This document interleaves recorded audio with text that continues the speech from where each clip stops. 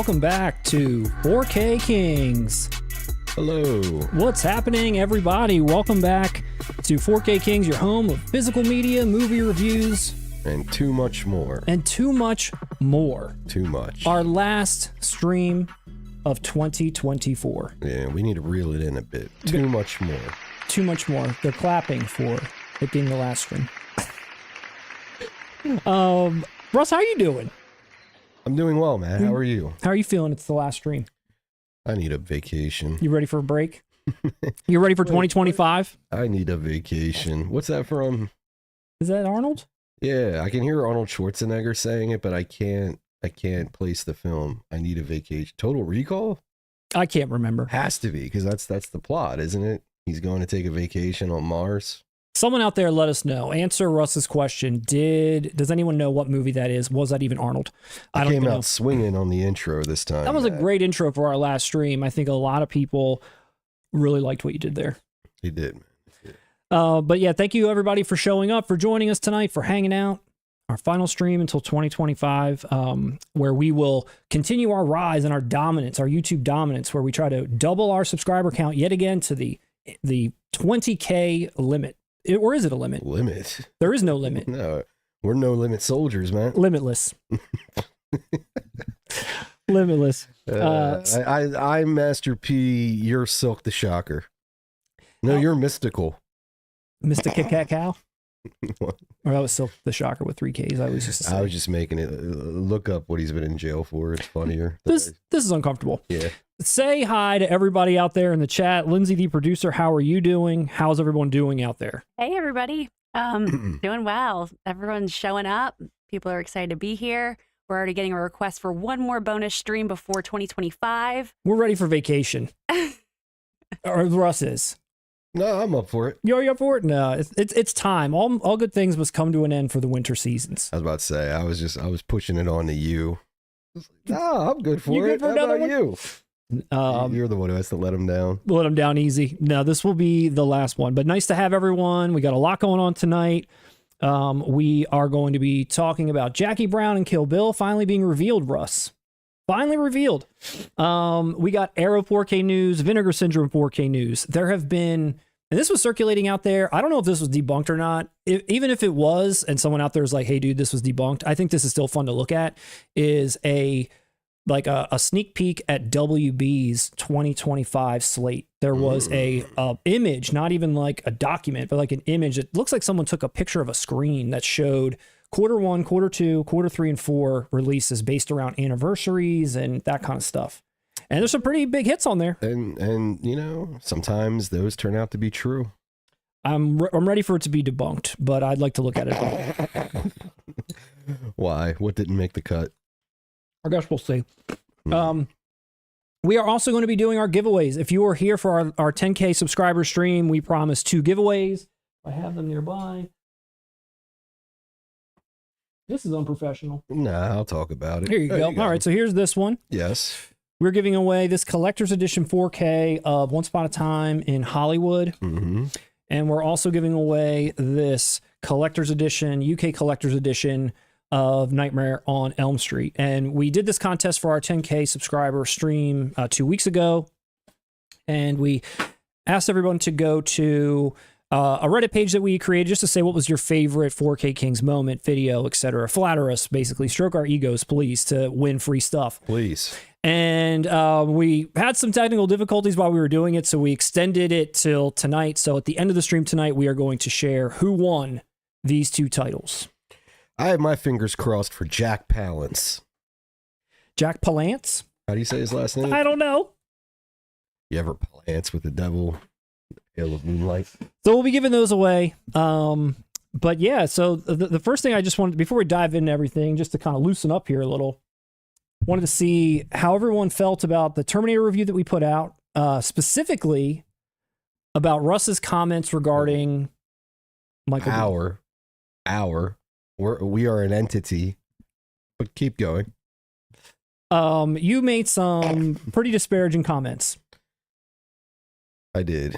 And I want to apologize to pet lovers everywhere. I didn't get it. I don't get that joke.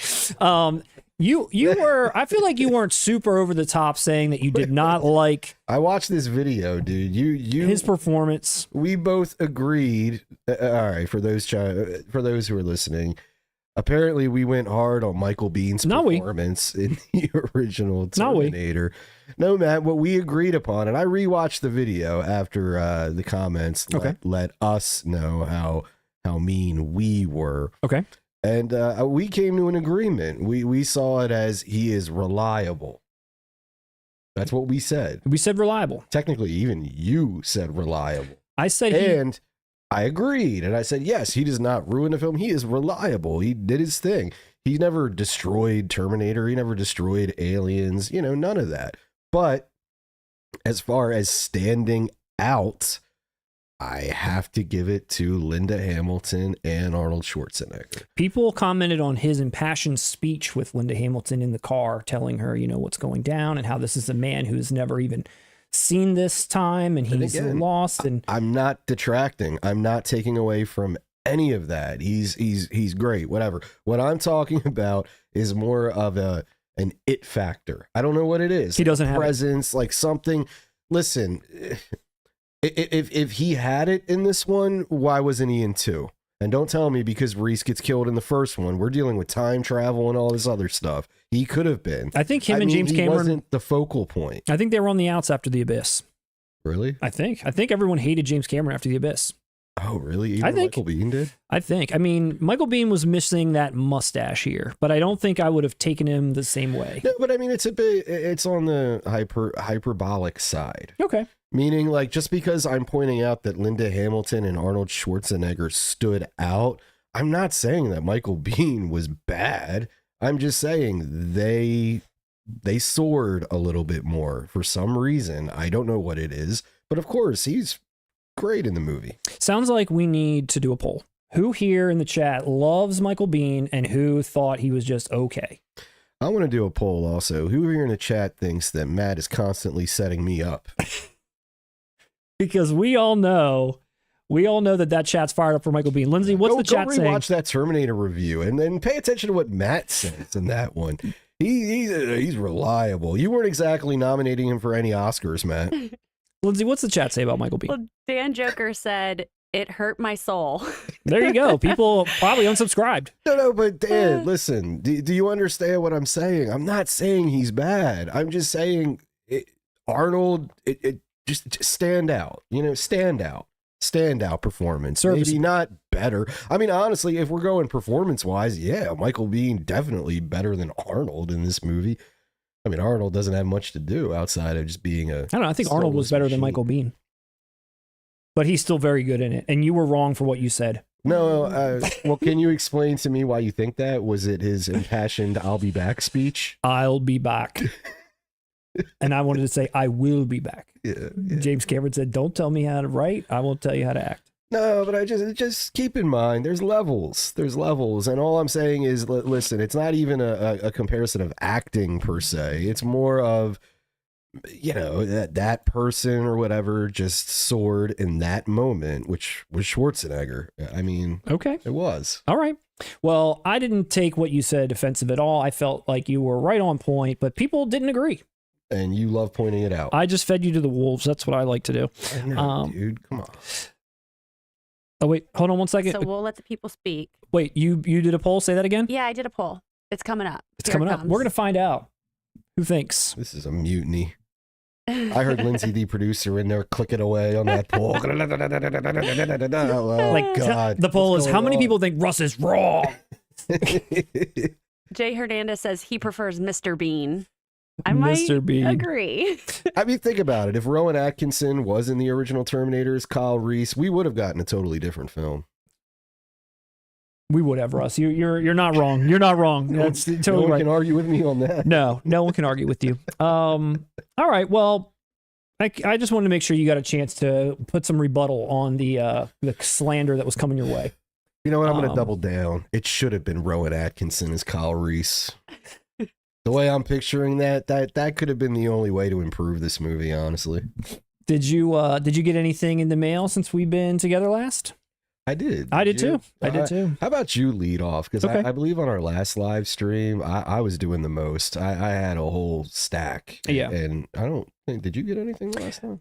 I didn't really get anything last time, but I thought these things that I have today were going to be there, but they're not. And I wanted to share them with you and the people at home. By all means. So I got some Umbrella Entertainment titles in the mail, and I don't usually pick up things from them. And I've only actually think I bought like one thing from them. But I've kind of come up with a new strategy for them where their releases like over the past year, maybe a little bit more, have just gotten increasingly better as far as what the movie is, what the packaging looks like, the things that they're doing. I just really, really like. Mm-hmm. The thing that sucks is they're in Australia. So for us, we're paying an arm and a leg to get the release over here. So by the time I buy something from them, it's just like the price is no longer worth it to me for that one title. However, they do free shipping if you spend X amount. So my new kind of thing is like, if I see something that they put out that's limited, I will bank it in my head until another thing that they put out that I like. And then I will buy both things at the same time to get free shipping and then pay real prices for what I normally would have paid. Or we could collaborate. Or we could somehow collaborate. True. But you don't buy from them that often, do you? For the same reason. Yeah, I don't. Said. Yeah. Yeah. I'd love to more often. It's the thing. It's like there's titles that they put out that I really think are great, but there's some that like I think that haven't just pushed me over the edge to get them, but these ones did. And this is why I'm going to share them with you right now. Was it Super Mario Brothers? The first one is TIMECRIMES from Umbrella Entertainment, which is a favorite film of mine that I've talked about on this channel before. We didn't do a review, but did I do a recommendation on it? I'm not sure. We covered it. We covered it when the news broke for it. And it was just one of those things where I was like, there'll probably be a release one day in the US. Maybe it'll be 4K, maybe it won't. This is one of those titles where I don't know that 4K is actually super necessary. But just what this was, the way they were representing this film that I love, this color scheme, the way that there's this, shiny back, front and back, character that's on here, the spine, the way that TIMECRIMES is like swirly. Obviously they do what I like, which is they put a slip around the release that's on the inside. I love that too. I love when they do that. It fits in there perfectly. And then a booklet and then, some art cards or whatever. But yeah, dude, like I couldn't not get this. And when they announced it, there wasn't really anything else out there that I was really in the market to get. So I just kind of let it sit there because I couldn't, face the shipping. But I ended up picking up something else a little bit later for the sole purpose of doing a giveaway on this channel. So I was able to throw this in there and get the free shipping. That is an awesome release. And I will say, dude, ever since you've talked about it, I want to check that out. Dude, it's cool. I will someday play it for movie night if I get the opportunity. You should. Because you got to think that director went on to, they're probably peak is working with Anne Hathaway, which I admire. So I'm interested to see where they started. Yeah, it's really cool. And again, that pink look, I don't know where that pink necessarily comes from. I'm trying to remember, but it's like it's the cool. Mean Girls vibe I'm getting from the movie. Yeah, it's a Mean Girls time travel story. Yeah, that's what I was expecting. No, it's Spanish. It's a Spanish language, like quick 90-minute, really fun time travel yarn, which I really, really like. But I picked this up alongside it. And that's The Raid in 4K from Umbrella Entertainment. And I think this was one of their maybe crowning jewels this year, along with Super Mario Brothers, which they did. I don't know, was that this year or did they do the re-release this year? It was either late last year. Yeah. Late Night with the Devil comes to mind. There's been a few that it's like, whoa, like these are their standouts. And this is one of their standouts.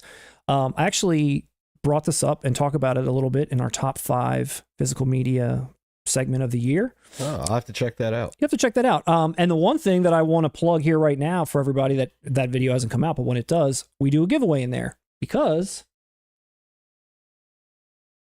I already have The Raid in 4K in this wonderful, delicious Steelbook that is one of the best of this year as well. And I love this film so much, and I really want the second one to come out, and I really want to support this film with whomever's putting it out. So what I decided to do, Russ, as I'm known to do around these parts, is we're going to give this away. We're going to give this Raid with the slipcase, brand new Raid 4K from Umbrella Entertainment. We're going to give this away. The details how will be in our top 5 physical media release video. So tune in for that, because what I'm going to do is I'm just going to take this beauty, which comes with a hardback graphic novel of the Raid, a booklet and photos. I'm going to slide my Steelbook in and have the ultimate Raid collector's edition. Is this man a genius or what? Ultimate. I don't know, dude. I think the world would stop spinning if you didn't exist, man. That is some Ultimate. yes. That ultimate. And it honestly, even without that Steelbook, you know, I'm just kind of having fun. But even without that Steelbook in there, that release is awesome. Like, check out our video when we put that out. I'm gonna do some like close-ups on there, just like the way the box is shaped like a building. There's like some really cool details on it. Couldn't agree more that it's one of the best. Russ, what did you get? Well, my first pickup, Matt, and I was surprised. It came in the same white Warner Brothers Entertainment box that the collector's edition Nightmare on Elm Street came in, and that is the UK collector's edition of Blazing Saddles. Oh, nice. That's right. They changed the art up. Nice. They did change the art up, but honestly, I don't even remember when did they finally reveal the art. I don't remember that they did. This was the regular edition art that they shared for the US, but when they were showing this initially, it said art TBD or whatever. It was like original poster, I think, right? Dude, I don't know. I pre-ordered this immediately. I'm talking, there was no details, nothing. I jumped on it immediately. I did not want to miss this title. And it was one of those deals where did it get stalled? Did the release get stalled a bit? A little bit, because I feel like I pre-ordered this ages ago.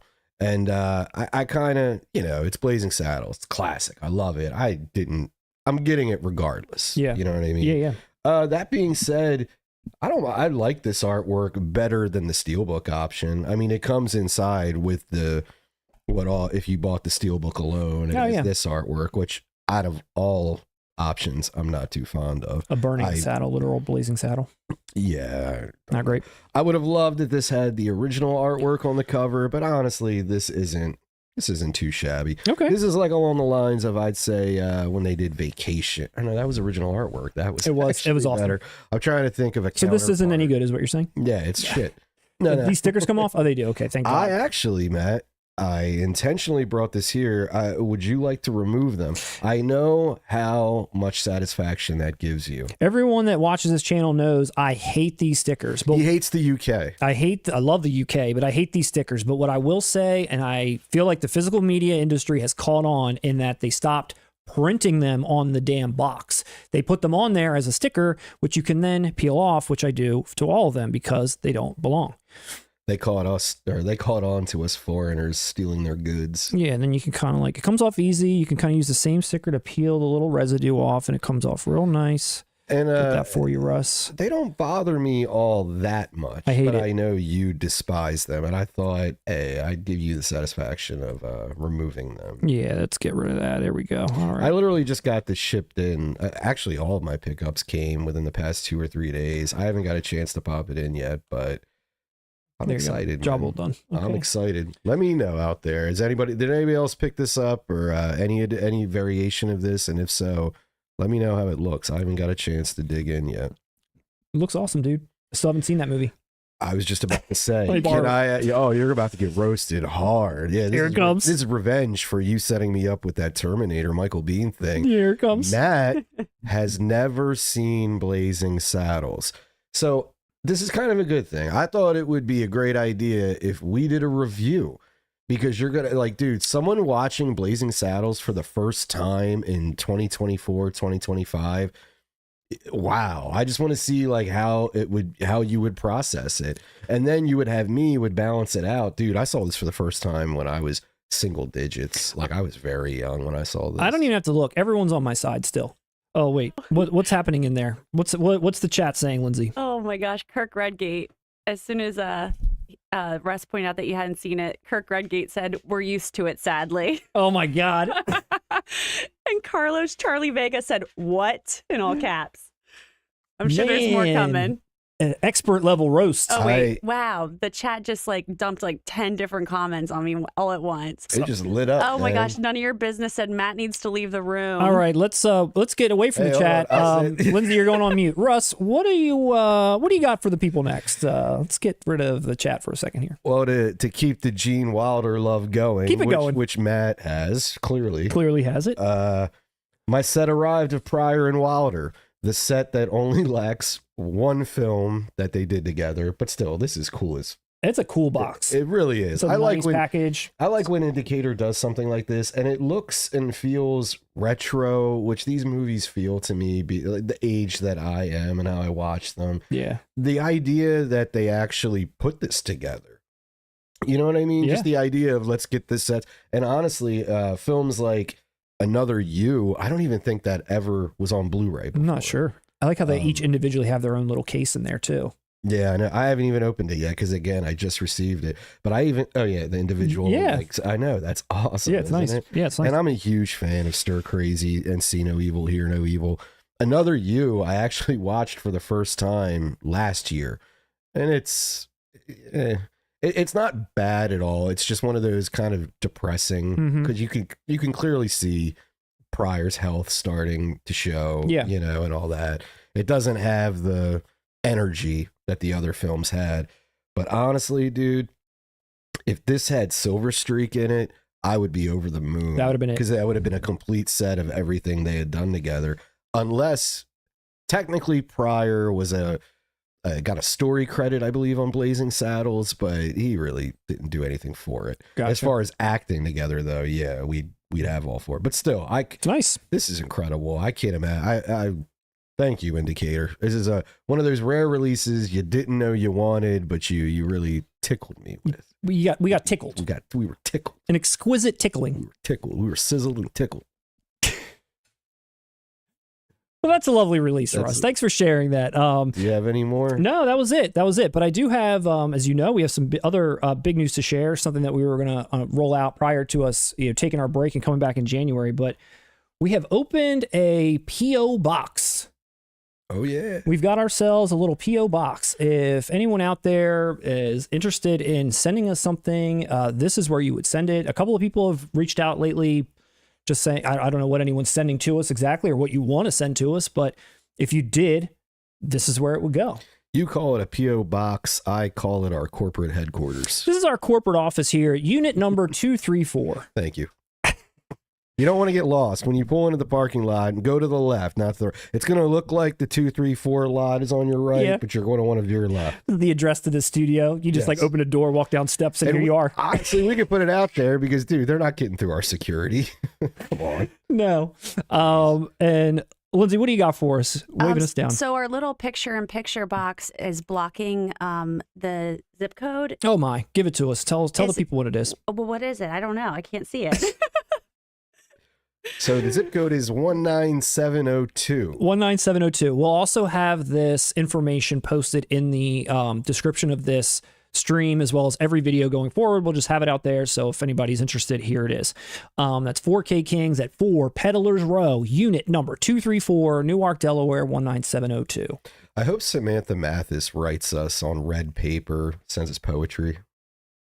I hope we get some nice poetry too. You should have got. Yeah, I showed you that. Pump up the volume. Yeah. Come on. Yeah. I hear you. Remember he went to the post office because he couldn't use his home address? I hear you. Because he was a lawless FCC violating teenager. I do recall that. Yeah. Well, in honor of this being opened and us sharing with the people, we actually did receive a package from a viewer named Big Chungus. Is Big Chungus out there? Lindsay, check and see if Big Chungus is out there, then throw it to Russ because I got to go get the box. I feel like I forgot it's over there. I haven't seen Big Chungus yet. Oh. But while you do that, there's a major news piece that is coming across the chat today. Russ, you might already know this. Oscar Burroughs Rangel has said that today is Marissa Tomei's 60th birthday. Wow. Yeah, I announced it before. We were going to call this the Tomei Birthday Podcast. Oh. I'm so sorry. December 4th, of course. 1964, yes. It's common knowledge, Lindsay, the producer. And Oscar knows it. I don't know if you know this. Oscar, he was named after the movie Oscar that she starred in, the Sylvester Stallone movie. I don't know if anybody out there knew that. Well, Oscar was suggesting that you guys do a giveaway for Untamed Heart. When that comes out in 4K. I gave away my heart to that. 4K? Wait, what? But it's not yet, Russ. Don't worry. Wait, what? It's not coming out in 4K yet. Surprise, Russ! End of the year I was stream. excited too. So here it is. Here's the box from Big Chungus, and I will say it is very heavy. I don't know what's in here. We promised him we would open it live, and we're going to do that right now. Russ, I'm going to hand it over to you to do the honors. What do you expect from a guy named Big Chungus? Big Chungus. If How you're am I supposed to do? What am I, Wolverine? no, I think What the am tape. I thought it was coming. You can just pull it. What, that Scotch tape? Dude, I need like a blade or something. A or some blade? scissors. No, I thought it was. Hold on one second, for goodness. Oh, there you go. Come on, Thanks. man, give her a rip. Thanks, Dad. Come on, son. All right, let's see what we got here from Big Chungus. Drum roll, Put some effort please. into it. Nah, dude, we still should have got a blade. Now I have to destroy the box. Now you have to look really strong on camera. I have to look like an animal. Now you have to show you're not weak. What if I destroy what's in I know, there? my God, don't do that. It's tape. I've got nothing. Christmas came early this year. It came on Marissa Tomei's birthday. Everyone's really worried this could go horribly wrong. I know. I'm really scared. Big Chungus, what have you done? None of your business just said this is how the show ends. It's like some lost tapes one day. Like, no, we just got a P.O. box. It's like Late Night with the Devil. Here, you pull it out. I'm going to like dive over here and duck for cover. Okay, this is all of it. Take the box. Like Morgan Freeman. We got a box. I'm going to open it. Here you go. Should I open it? All right, what do we got, Russ? What do you got there? 4K Kings. What's the note say? 4K Kings. Just Oh, this is Just don't Big say- Chungus's personal identity information, social security number, credit history. Would you like me to read this? yes. Actually, do you want me to look at that and you look at what's right there? Sure. Okay, Let's do it like that. I'm Let's do it like- scared. Oh. No. Oh, wow. No way. What the hell? And, Does that say casino? yes, and the Frighteners. Holy shit. We both mentioned. I think we. Holy shit. I know. I was asked what was a release I missed out on, and I said this one, and this is incredible. Dude, I'm like shaking. I can't even believe I'm holding this. I wish Chungus was here tonight. I do too, and I know personally. I mean, shit. I feel like no one knows what's going on because I haven't like moved. So inside the box was the Casino 4K from Everything Blue, which I have talked about ostensibly since the beginning of this channel, since we've been fans of Everything Blue, and Adinier, who is out there often, who is the creative lead for Everything Blue. This is one of their earliest releases, and by the time I found out about them, all of their stuff had already been sold out. There's only like I don't even know, does it say on here, maybe 800 or less? And they've always just been on eBay for hundreds and hundreds of dollars. And I've never been able to get, what my hands on this. I think the cheapest I ever saw it was like 150 or something. And I don't know if Big Chungus bought one of these or had one of these, but however it happened, I cannot say thank you enough. Like, you really made a dream come true, honestly, because I've been wanting this forever. This is a Marissa Tomei birthday miracle. I can't believe it. I'm honestly just dumbfounded. No, I know. And let me tell you, I know. Holy shit. Wow. Since the beginning of the format, since this has come out, that is Matt's most sought after title. We always reference that, even off the channel, of, I needed Casino. Well, look, Matt's stunned. Same here. Dude, this is one I kicked myself over because I talked myself out of it with shipping and all that. And then when I saw it all revealed, I was like, damn, that artwork is badass. And I do, with Peter Jackson, The Frighteners is kind of my cutoff point as well. And yeah, Big Chungus.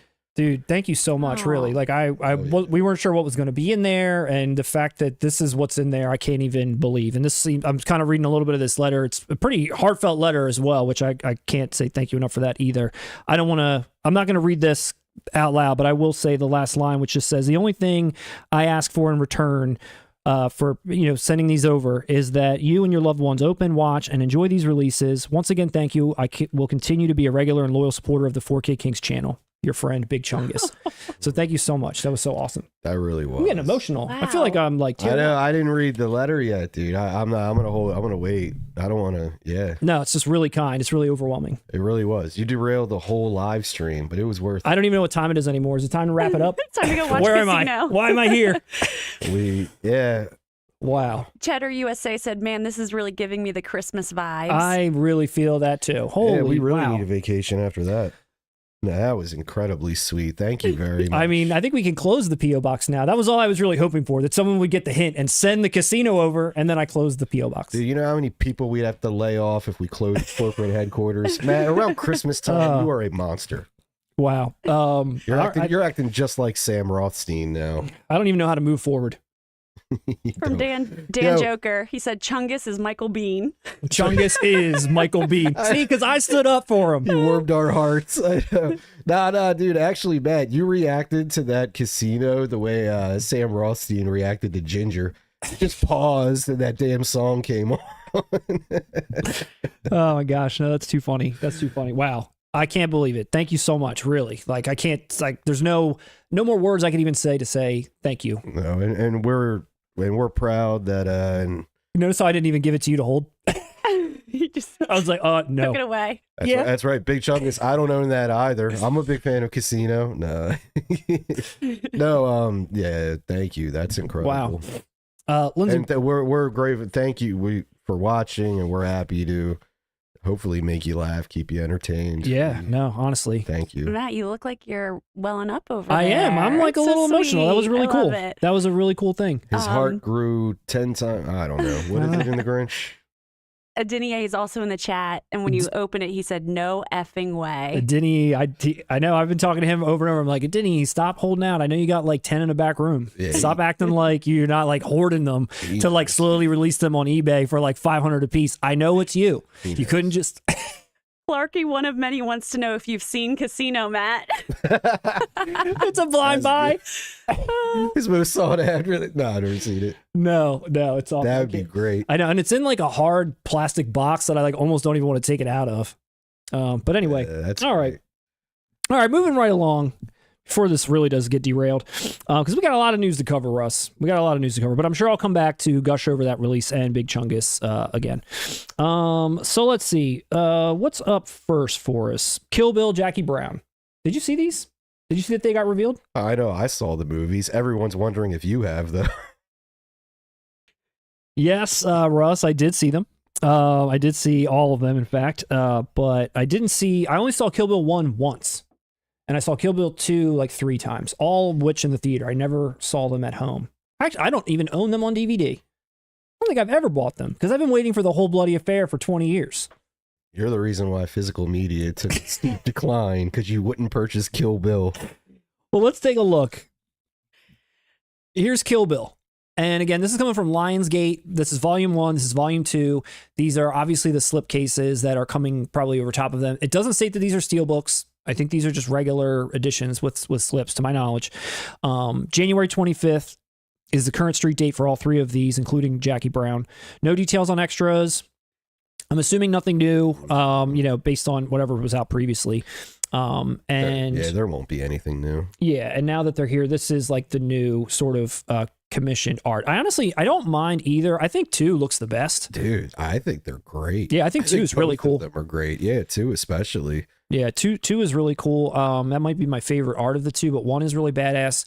I do kind of wish, and who knows if this will happen, by Lionsgate or someone else, but that there was like a 2-pack or like Arrow did with Conan, like 2 of them slid in a box. You need to let this go. I don't want to. It's like, all right, you're kind of like slowly accepting you'll never get Whole Bloody Affair, and now you're like, but let me get it in a 2-pack. Who doesn't want a 2-pack of Kill Bill 1 and 2? You don't want a 2-pack? I mean, 2 separate releases. I understand, but will you wrap your head around? It's been 20-some years. These are 2 separate films. Even Tarantino has said that at this point. So we can't get a 2-pack? It literally says Volume 1 and Volume 2. There can't be 2 of them in a box? Listen, I'm not saying they can't bundle it up and make it look nice on like Black Friday for you, but why do you need them to, like, I don't know. Wait. But more importantly, where's the artwork for Jackie Brown? It's coming. Oh. It's coming. I'm going to slow roll that one. Well, they kept stalling all the details for Jackie Brown for so long. I'm sitting here waiting. Nah, maybe there's nothing. I think, are you going to pick up both of these? I think I'm going to pick up both. Or should I wait for The Whole Bloody Affair? You know what, dude? In tradition, not only of this channel, but of your life, I think you should keep waiting. Just keep waiting. Yeah. I mean, I've waited this long. You can dream about it I if you know. can't hold it tonight. It probably won't ever happen. Nah, these are sick. No, they're cool. Dude, that artwork, I like that art. That may be the best artwork for Kill Bill I've ever seen. It looks pretty cool. Because you got to admit, I mean, even the original poster theatrical art was very basic. It Mhm. wasn't like anything to write home about. It fit the movie. Just her on the yellow background with the sword. Yeah. Like I said, it fit the movie. It fit the style. But I mean, it wasn't anything to stare in awe at. You know what I mean? It was just, it was suitable. And I like this. This is inspired. Yeah, no, it's pretty cool. But you ready for Kill Bill? Or, I mean, are you ready for Jackie Brown? Don't tell me they dropped the ball. You tell me. By the way, there's some lovely holiday cookies here from Lindsay, the producer, which I'm going to have one while you look at this. I mean, they clearly cared more about Kill Bill. I'm just going to say that up front. They clearly cared more about Kill Bill. It's not bad. I'm not angry at this. I don't know. What are your thoughts? I think it was a good illustration. The one thing that bothers me, and it's fine, but it really does kind of stick out to me, is that plane. I wish that plane was gone. I mean, I get, oh, she's a stewardess, but what the hell does a plane have to do with anything other than that? And it looks like it's shooting right for her head. Just get rid of it. I mean, they're smuggling things in. I know, but you don't need that He's plane. a gun smuggler, and they're smuggling in money. You don't need It's that kind of plane. the plot. I You don't need understand that what you're saying. Yeah. You don't need that plane. Is that, and actually, but now that you say that, is that what's throwing it all off? No, I don't think so. But maybe it is, because everything else has like very red, yellow, orange, you know, West Coast kind of vibes. And I think that plane may be clashing with the background. It might be. It's just out of the blue, out of the effing blue. I think whoever illustrated Pam Grier, she looks great. I think the illustration of her is perfect. That's what I'm saying, though, because look at it like this. She stands out, as she should. She is Jackie Brown. She is Pam Grier. But she clashes with the background. But the plane is almost an extension of her by clashing with the background as well. Not sure. Which kind of makes the plane front and center with her, and it's weird. I think that's what we're seeing. Yeah, I think so. But yeah, I don't know. I like, honestly, it's not a complete train wreck. I agree with you about the plane. It could have been worse, but it could have been so much. It could have been the original art. Let's be honest. Yes. If this is a clear cut case of him or me, and you best believe. No. This is a clear cut case of where, hey, we got this far. It's not quite working. Just go with the original art. Just go with the original. Yeah. Yeah. I mean, they re-released these on Blue, Kill Bill 1, 2, and Jackie Brown when we all thought it was going to be 4K, but it ended up being just Blu-rays. Mm-hmm. When they did that, it was the original art for all three. So these are like more reimagined. So this is what we're going to get, January 2025. Which in their minds, that's going to set it apart from buying the blues or collectors, all that stuff. I'm excited to see Kill Bill 1 again. Should we do a review of Kill Bill 1 and 2? Should we do a review of Kill Bill 1 and Kill Bill 2, and then we edit them together whole bloody affair style? We do our own, Russ. This is where we put our mark on things. We said it right. That's what we do. I think that's actually brilliant. Sure thing, bud. Let's watch both movies and then do reviews for each, but then we'll edit it together in a chronological order of how they both would go. I don't know. We'll do our own thing. Like The Godfather. Let's check in on the first poll before we start another one. What was the results of the first poll, Lindsay, on Michael Biehn's efficacy in Terminator? Oh, it is heavily not stacked in your favor, Russ. Michael Biehn is underrated, says 85% of the crowd tonight. Wow. Lindsay, I'm so producer. sorry. Stop I'm just singling reading me what they're out. saying. Matt co-signed that video. Matt's Matt- on there calling him. Matt is what did getting you say? so much hate tonight. He was called a frugal king, I think, earlier. King. When he Oh, put that's that right. raid in the other box. That's true. He's getting knocked off his throne. I'll take. People are saying this Michael all of his Biehn hate reviews for are you. suspect now. Why? What's the, Oh. what? Because wait, why are my reviews Your street suspect? cred's Because you haven't seen gone. anything. Oh, because I haven't seen anything. But all the reviews that we do are movies I've seen. So why is my reviews under scrutiny here? You got called basic earlier, too. That's fine. You know what? That's fine. I'm the everyman, and Actually- I'll own it, and that's cool. I will say, I don't think you're basic at all because Thank you. watch a lot of weird stuff that I don't think a lot of people have heard of. Like Yeah, you seek out a lot of fringe stuff Yeah, that you show Time me. Crimes. Has anyone heard of that? No. Case closed. I'm gonna sit There are this some out. big ones that you've missed. But There's everyone's plenty of got big ones I've those. missed, but I'm trying to right those wrongs. And I'm sorry. There's probably a few out there that everyone can claim and say, "Gosh, I just haven't gotten around to see that XYZ classic yet." Everyone's in that boat. Come on, let's get back to the news here. This is my character can't take it. None of your business says that your reviews were stolen from Wikipedia. Nice. A nice copy paste job straight from Wikipedia. So let's move one more update before we hit some real news, Russ. One more quick update. Wait. You did call Bad Lieutenant a family film. Yeah, I am all right. All right. Maybe you can question that.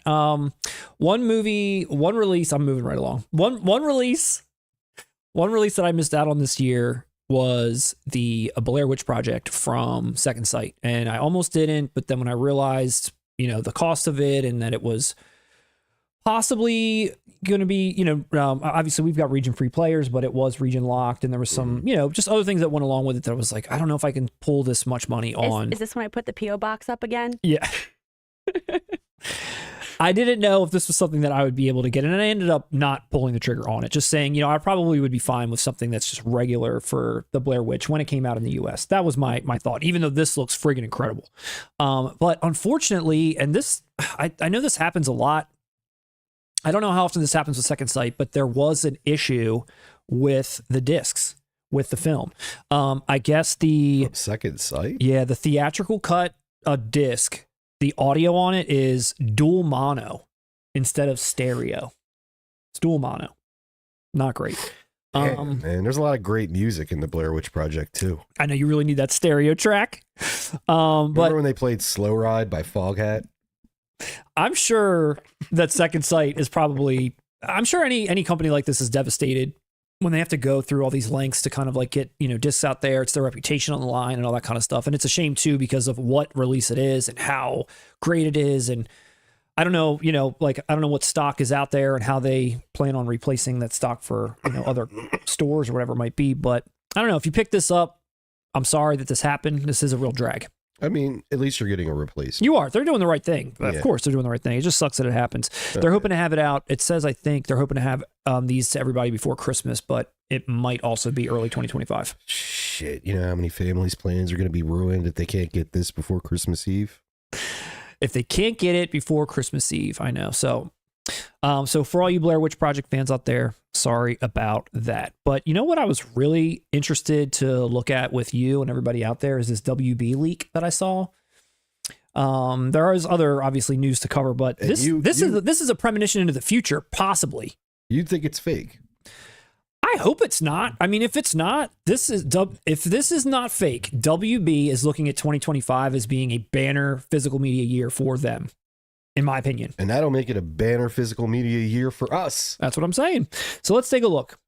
This is what WB put out there. 2025, new to 4K catalog slate and additional film anniversaries. There you got your Q1 and your Q2. At the top is new to 4K and certain anniversaries, and then additional anniversaries below. Now, 7 is coming out Q1, January. Constantine also is. Then look, you've got additional anniversaries below.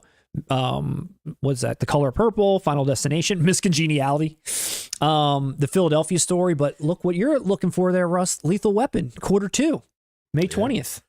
What anniversary is that? It doesn't have an anniversary next to it. But look, that's 87. You got Friday, 30th anniversary. All right. If Friday is real, please include don't just do the director's cut in 4K. Put the theatrical in 4K. Thank you. Batman Begins, The Goonies, and The Shining.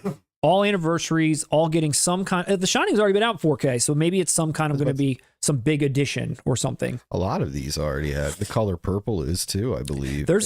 Batman Begins. Well, that's your additional anniversary. So these ones, maybe some are new to 4K, maybe some are not, but the top are all new to 4K. You chuckled at Miss Congeniality. You like that? I have to admit, if I'm going to watch a Sandra Bullock movie, it's that one. Is it? I don't like any of her movies, but that one's actually kind of funny. I have to admit. I feel like someone's chuckling. Someone chuckling is someone mocking me in the chat, not or is yet. that just Lindsay? No, not yet. I just feel like I don't know. I thought you'd like Speed more than Miss Congeniality. Oh.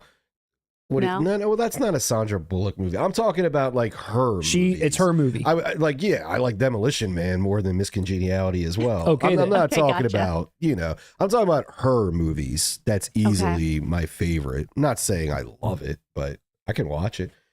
Enjoy a cookie. Have you ever seen it? I already had some, dude. I'm trying to entertain the masses. You enjoy a cookie. You sit back and miss all the classics and eat cookies. I'll take all this over. Okay? Oh, like Miss Congeniality? Excuse me. Oh, you missed that one too? Is that why you have no opinion and I'm carrying the stream? You see why we need a vacation, people? I need to watch some movies. You know, you need some cookies. Just nah. Have you seen it? Those shouldn't be put there. No, I haven't seen Miss Congeniality. Is that What does the chat say? I want to poll. Is that the one? Does our audience prefer Miss Congeniality or Miss Congeniality 2? Oh my God. Is this the one where she's an undercover cop? Yeah, at a beauty pageant. Right. For Miss America. It's Okay. kind of funny, honestly. I love it. It's a Demolition Man reunion. Benjamin Bratt's in it. I remember that. I didn't see it though, but I remember he was in it. So, what are you the most excited about on this list? Lethal Weapon? Lethal Weapon and Friday. Okay. The Shining, I would be, but that exists already. All right. Yeah, Lethal Weapon and Friday. You? On this slide, I mean, I've already pre-ordered 7 in Constantine, but I don't know. There isn't anything like Goonies I've already got, and until I see what the Goonies and the Shining is being like, what we're being offered for those movies, I don't know that I'm going to buy them again. Mm-hmm. Same thing with Batman Begins, but these other ones I'm not that interested in. Hey, this will be fun. Let's go through each one, right? And just so I have 7 pre-ordered. Mm-hmm. I'm not buying Constantine. Okay. Matt, I'm going to help you out. I have not seen Amadeus. I haven't either. Okay. Thank you. Lethal Weapon, I've seen, and I'm buying that. I'm interested to see if they do all 4 or just the original. Mm-hmm. I vastly prefer the original is my favorite out of the 4 by far. So I'm happy either way. The Sean Connery. Oh, we didn't even focus. We didn't hone in on that. Dude. We did it. Sean Connery collection. That's James just Bond. the Sean Connery movies. Yeah. That's interesting. Mm-hmm. Or there's been a Bond collection on 4K, I believe so. though, hasn't there, I of believe all of them. Maybe just there's a Daniel Craig one. Oh, like a specific. Yeah, Daniel Craig his titles. Yeah. one? I didn't know that. But I'm going to say this. I'm bored with the setup that I did, and we're going to stop right there. Let's look at number 2, Q3 and Q4, Boogie Nights, a Nightmare on Elm Street collection. You got the Blade trilogy. You got Jack Nicholson in One Flew Over the Cuckoo's Nest, Caddyshack, Pee-wee's Big Adventure, Dog Day Afternoon, Private Benjamin, for Christ's sake. Q3 and Q4 looks like a pretty good one. It really does, and those are all realistic options. Because think about this. Boogie Nights was up for pre-order at a site? I noticed at one point. Yeah, something was and then quick. it was taken down Yeah. after I pointed it out because, Happens. I'm for the people. We did point out that Rachel Talalay, the director of Freddy's Dead, was supervising a 4K transfer of Freddy's Dead. Not Nightmare 3, not a fan favorite. They were supervising a 4K transfer of Freddy's Dead. Specifically, yeah. Which tells me they're going to put it out as a collection, not individual sequels. Yeah. So that makes sense. That's cool. These other titles, Barry Lyndon is crazy. I would expect Criterion to have the 4K. You have that, don't Barry you? Lyndon. I have the Blu-ray. Blu-ray. Yeah. Yeah. These other titles make sense to at least get 4K releases. Even the Blade trilogy, I feel like there's been a lot of momentum after that Deadpool Wolverine film when they brought Wesley back for it. This all makes sense. I mean, if this is doctored up, if this is complete bullshit, they did a good job. It looks good to me. It looks good to me. Let me just see. Let's just check in with the chat really quick ourselves. Let's see what they're saying here. Underrated. Let's see.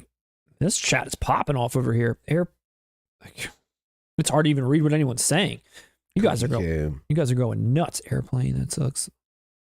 I agree with Matt. The plane is an eyesore. There we go. It is an eyesore on Jackie Brown. No, I worked my way around you. It's because it's blending in with her. You were right. I was right. All right. Well, that's what we're looking at from WB 2025. I think these are all really great titles for WB to put out. This might be everything they're putting out. I don't know, but let me ask you good. this. When it becomes available, are you pre-ordering Green Lantern like immediately, or are you going to wait a week or two? I don't know. I've never seen it. No, we're going to. Can we get that applause? Where's the... Come on. You deserve one for that. For not seeing it? That's one you should have skipped. All right. Let's see, Russ. Let's move over here. Let's go to some real news. Let's go to some news that's actually like real and we know it's going to happen for sure. Confirmed. You ready? You ready for that? Yeah. All right. No more poppycock. No more poppycock. No more ballyhoo. No more shenanigans. Let's talk about No Vinegar more- Syndrome. No more tomfoolery. That's right. It was Thanksgiving since the last time we got together. How was your Thanksgiving? It's delicious. Was it delicious? So they had their Vinegar Syndrome, they're teasing all their halfway to Black Friday stuff. And then they had some mysterious titles that they weren't, kind of letting anyone know until I think it was Black Friday itself that day. They dropped some titles on their website for purchase. That's right. I don't know if anyone picked up Congo. I don't know if anyone got that. It's still out there. Here it is. Congo VSU with this incredible front and back. Now, Russ, before I jump in even further, just give your 2 cents on, you skimmed through this movie to kind of snag a few. I watched it. What did you think? Well, I'll tell you what. I watched it, but I turned it off in the last 10 minutes. Why? Because I didn't care. I got all the laughs, but once it got to the action at the end of it, I don't know what the fuck was going on. That Grey Gorilla lost his shit, and I didn't care anymore because I was like, okay, this is just gonna resolve. But all the comedy up into that, I watched this movie not for the creature effects, not for the action. I liked all the character development. Amy. No, not her. I like the actors. I like the ensemble. The ensemble of it all. Writing. Dude, the corporate guy who with Laura Linney, I forget his name. Great character actor. I forgot. You know what I'm talking about? Older guy, gray hair. He's the one. He's like the head of the corporation that sends Laura Linney over there. Okay, yeah. He's always angry in it. No. Like when he turns off, you know what I mean? Yeah, he's like a United States congressman. That's what he plays in every movie. He is really one. He is in Congo as Yeah. well. Okay, yeah. But dude, he is so angry in this. He can't even have a conversation. I mean, it's shit like that is what made this movie great. What about Ernie Hudson in scenes? In my opinion, I can just picture in certain scenes the director of this saying, "Ernie, act like Samuel L. Jackson in Pulp Fiction," because he's sitting back. Cool. Yeah, and I was like Elvis in the moonlight when blah blah. He's trying to be all smooth and shit. Dude. What about Tim Curry? Oh, he's corny as fuck. What about Delroy Lindo? He kicked ass. That sesame cake line you were talking about, I'm with you on that. Sesame cake. That was the best part of the whole movie. I wanted a whole movie. No, wait. I wanted a whole movie of Delroy Lindo and Joey Pants.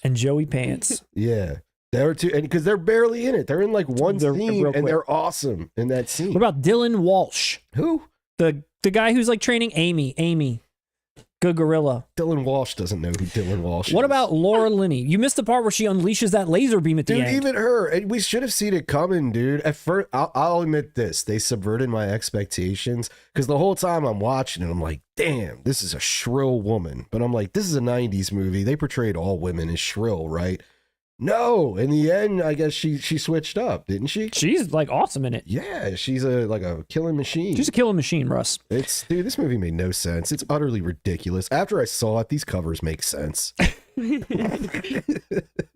Actually, these covers are more logical than the film, Matt. I just wanted to show this one more time. This isn't really the news for Vinegar Syndrome, but I wanted to just give this a quick callback. And we should, because you know what? From the beginning of this channel, I have always been a proponent of chimp cinema.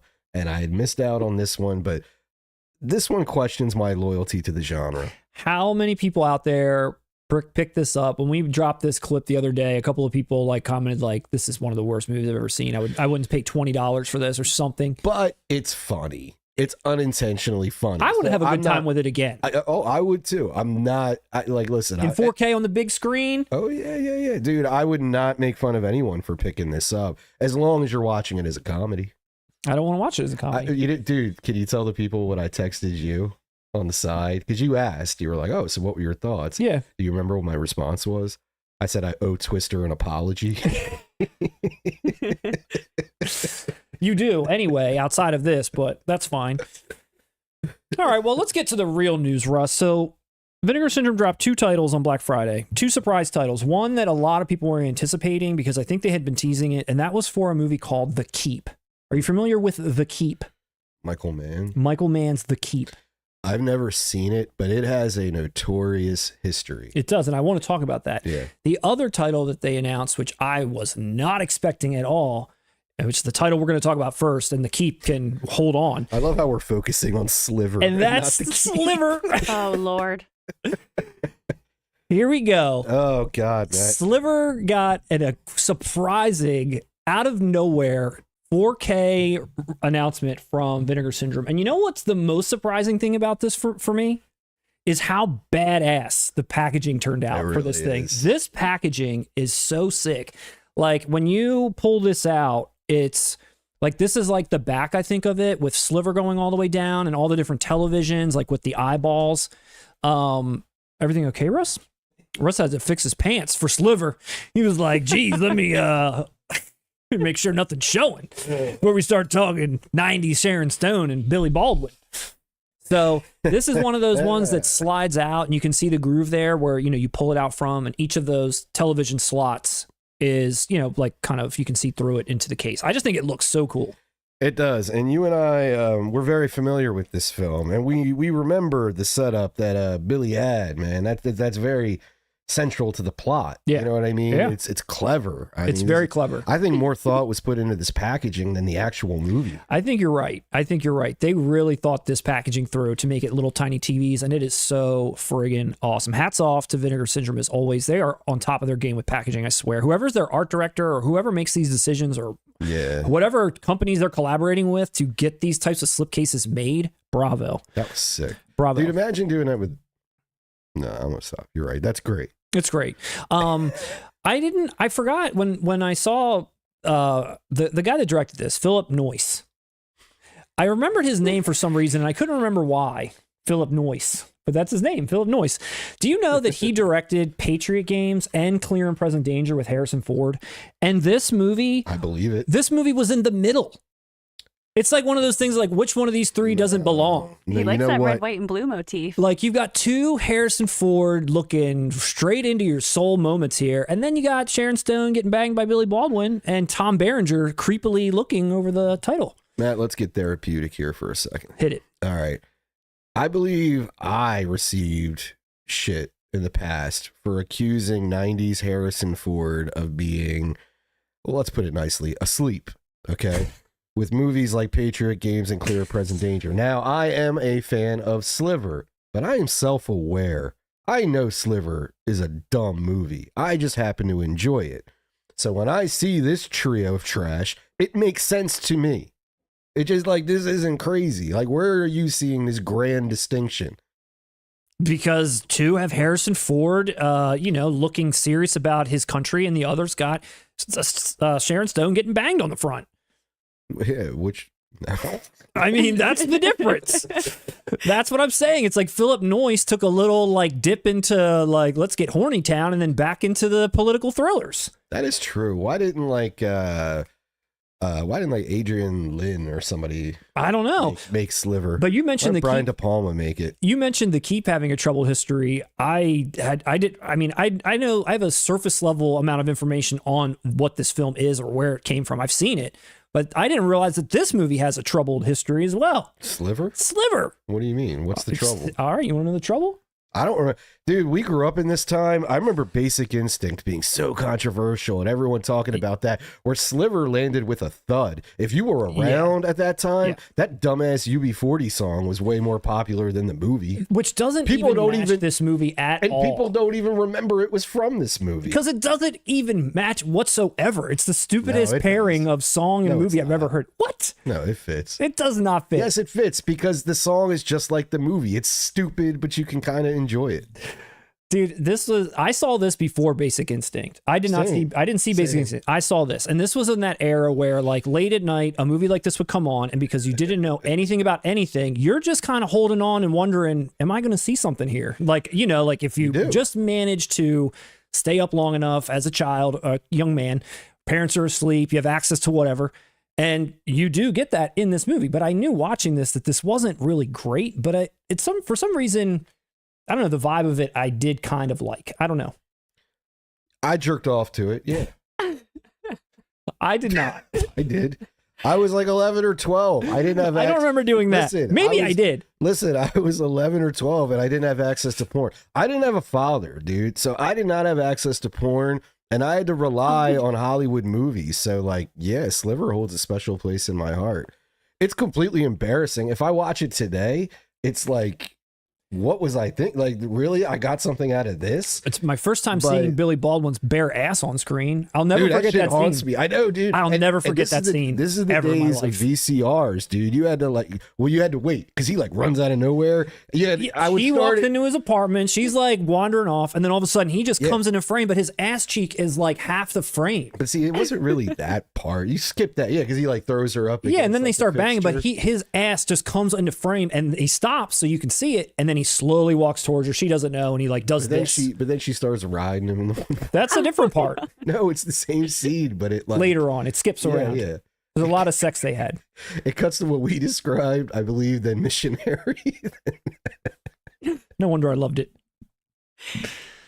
It's a great movie. I mean, the plot, excellent. I mean, for all my other fellow young horny men out there, I'm going to take this one layer deeper. You ready for this next layer? Oh, The Lord. next layer is, and this isn't even really Sliver related. I'm interested because I can't be alone. That's a really funny, universal, I think, early 90s if you're my age. What? Maybe not this movie specifically, but it was always something strange, like something that when you look at it through today's lens as an adult, when you do have access to actual, pornography or whatever floats Yeah. your boat, it's hilarious to look back and think, wow, it's like the Stone Age. Like, that's what I had I couldn't to work believe this is what got me off. with. Yeah, like that's what you had to work with back then. It's insane. Billy Baldwin's bare ass grinding, Dude, we've evolved as a species. just straight up grinding. But you know why they did that? They want the money. They want the money. They want the money. Well, the They threw next Billy Baldwin's Dude. ass in there because they want the money. dude, They want the money. dude, this is how far so yeah, you're right. This movie wasn't great. Billy Baldwin's next movie, same wavelength of thinking, where it's like, okay, this is like looks to be maybe a provocative movie. It's on late at night. I'm just gonna hang in there and maybe something's gonna happen. His next movie after this, he was in a movie with Cindy Crawford called Fair Game. Do you remember this? Or does anyone out there remember this? Yeah. Because at the time, Cindy Crawford was huge. And when this was Not like after shown, it. no, but when this was shown and previews were shown, again, as a young man, I was like, is there like a sex scene with Cindy Crawford? Like she's like a Sports Illustrated, like whatever. Like that does not seem right. Like there's no way that's true. There is a little something in this movie. Man, Billy Baldwin knew what he was doing, man. That's what I'm saying. That's where I'm bringing this back to is Billy Baldwin for like a moment in the 90s. He seemed like the go-to like trashy, like let's, get like a steamy movie and throw him in it. Even though Sharon Stone came out for Sliver and said that the producer told her to sleep with him in real life, which would then improve their chemistry because his performance wasn't that great. And she was like, oh, so I've got to fix that shit? I mean, my boss told me to do the same thing at Target. Let me tell you why this movie was troubled.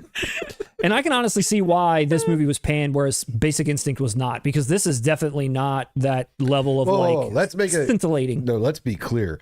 Basic Instinct is a great movie. Correct. Basic Instinct is phenomenal. Yes. Sliver is not. Correct. It is not. And that's why, and that's Vinegar Syndrome's lane. Yeah. And that's fine. But it's entertaining. It And is. If you saw it as, like I said, at a certain age, it is. It's nostalgic. Apparently, this movie was this movie had a completely different ending with a completely different killer. For people that don't even know what this is, it's like an erotic thriller where Sharon Stone moves into a Sliver building in New York City, and she meets all these characters, and there's some murders that are happening, and it's like Yeah. what's going on in that building? It's like the dumbest Hitchcockian De Palma-esque Yeah. concept. There's some surveillance going on, which is what all these TVs are about. But I guess the killer that's revealed at the end of this is not the person that was revealed as the killer It at was the end of the first Behringer, one. wasn't it?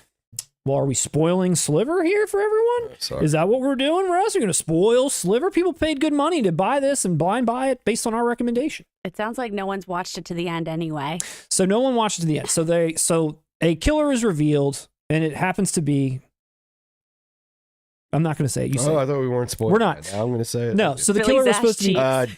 Jake. So the killer. The Cleveland Indians. The killer was supposed to be different, and as well as Sharon Stone sort of turns a little amoral at the end of the original as well. Kind of is like not in on it with the killer, but almost like finds out and doesn't care, doesn't mind, is like in it, like cool with it, sort of a thing.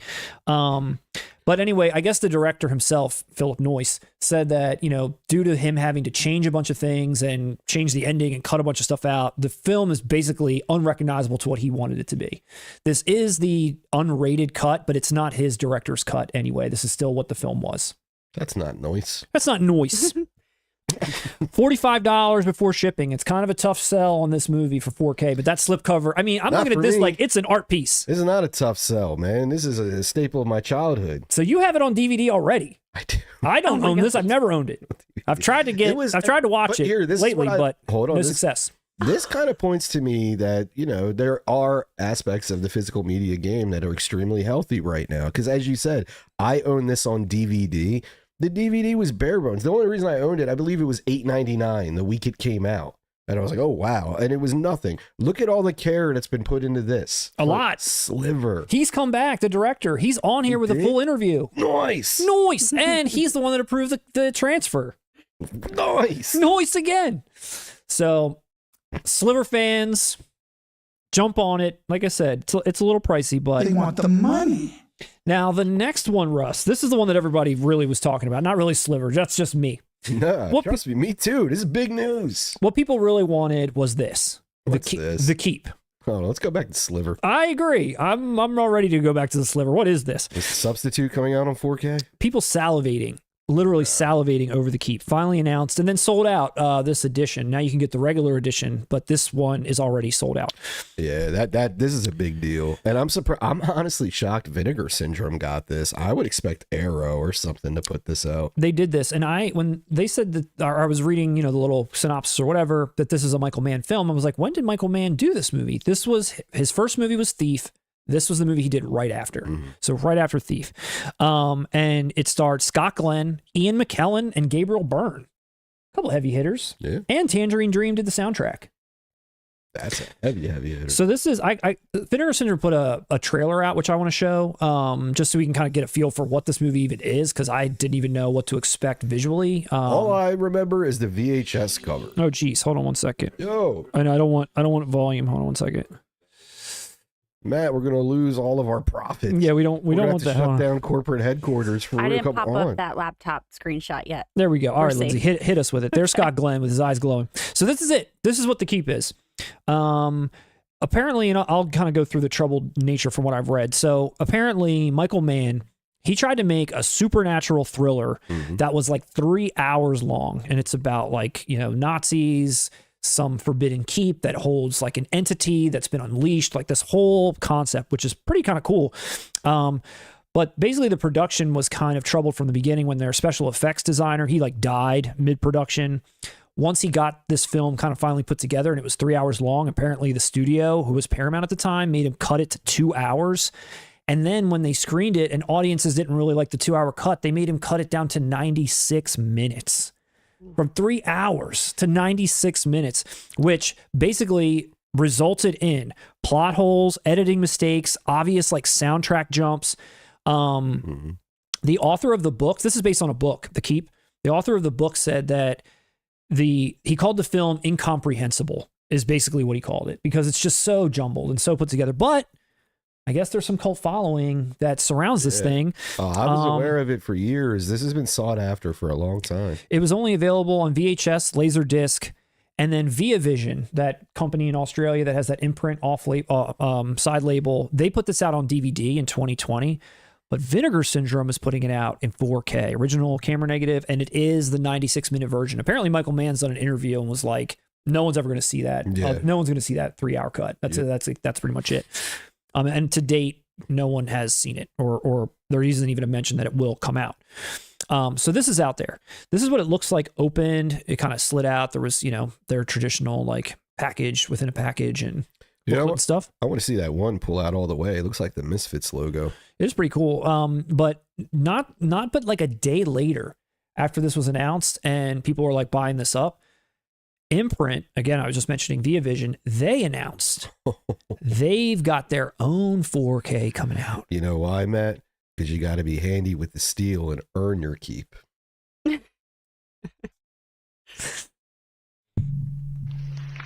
I deserve that. I'll give you the that was pretty.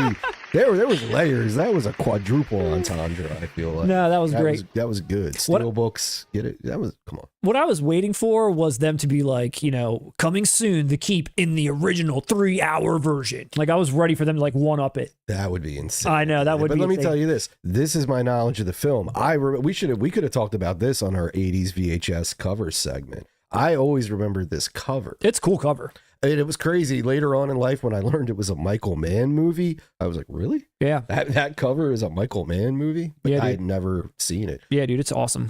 It's a really cool cover. So, anybody out there, what's the chat saying about the Keep, Lindsay? Are people buying up the Keep? Did they rush out to get the Sliver? What's the deal? Yeah, earlier on, someone said that they tried to get it in their cart and it sold out right from underneath them. And a lot of people are saying that it's just like unwatchable. It was just so choppy, it didn't make sense. It's unwatchable. Was Why a do so great many people want book, it? but the movie didn't work. Stevie Dan 1969 just wrote terrible movie. Okay. How's the Tangerine Dream score? Yeah. Any comments on that? I mean, Not yet. okay. These comments are anything but noise. Anything but noise. All right. So that's the Keep. I don't really have a dog in this fight. I'm not going to pick this up, but I at least wanted to mention it. I wasn't sure if you had seen it, so I was curious to hear your thoughts. I want to now. So let's talk about a couple of Steelbooks really quick. Matt, I'm going to do a little trivia with you, right? At some point. Okay. Yeah, we're going to do that. It's coming up soon, Russ. Don't you worry. Russ has got trivia for me after I do. It's a little different take on trivia, but we're going to put Matt in the hot seat. Yeah, we got plenty of time for trivia. We got plenty of time. Let's just cover a couple of these Steelbooks, and then you can try your best to stump me. Okay. All right, so we're talking about Steelbooks. Lionsgate announced 2 collector's edition Steelbooks that they're putting out. But not only are they putting these out, but they're putting them out direct on a new website that they created called, I think it's LionsgateLimited.com. And it's only these 2 titles on there for now, but it looks like they're, starting a site to kind of put out their releases themselves, which is kind of interesting. I don't know if you won't be able to get them on Amazon or like Orbit or something. You can only get them through them. But it's kind of an interesting development that a company would sell this stuff direct. I know they have a Blu-ray DVD merch shop already, but this is like separate from that entirely. Let's connect the dots, man. Is this the future of the game? Maybe. Like Amazon has their own exclusives, like that Pulp Fiction and whatnot. Like you'll have to go to specific sites, like the Vinegar Syndrome, Umbrella. Do you think everything's going to eventually do that? Maybe Amazon stopped selling it like Best Buy did. That's what I'm saying. Like they'll only sell Amazon exclusives and it'll be every site for themselves. Do they know something we don't? That's what I'm saying. I don't know. I guess we'll find out. But the first one, Russ, Lionsgate's putting out for you. You ready?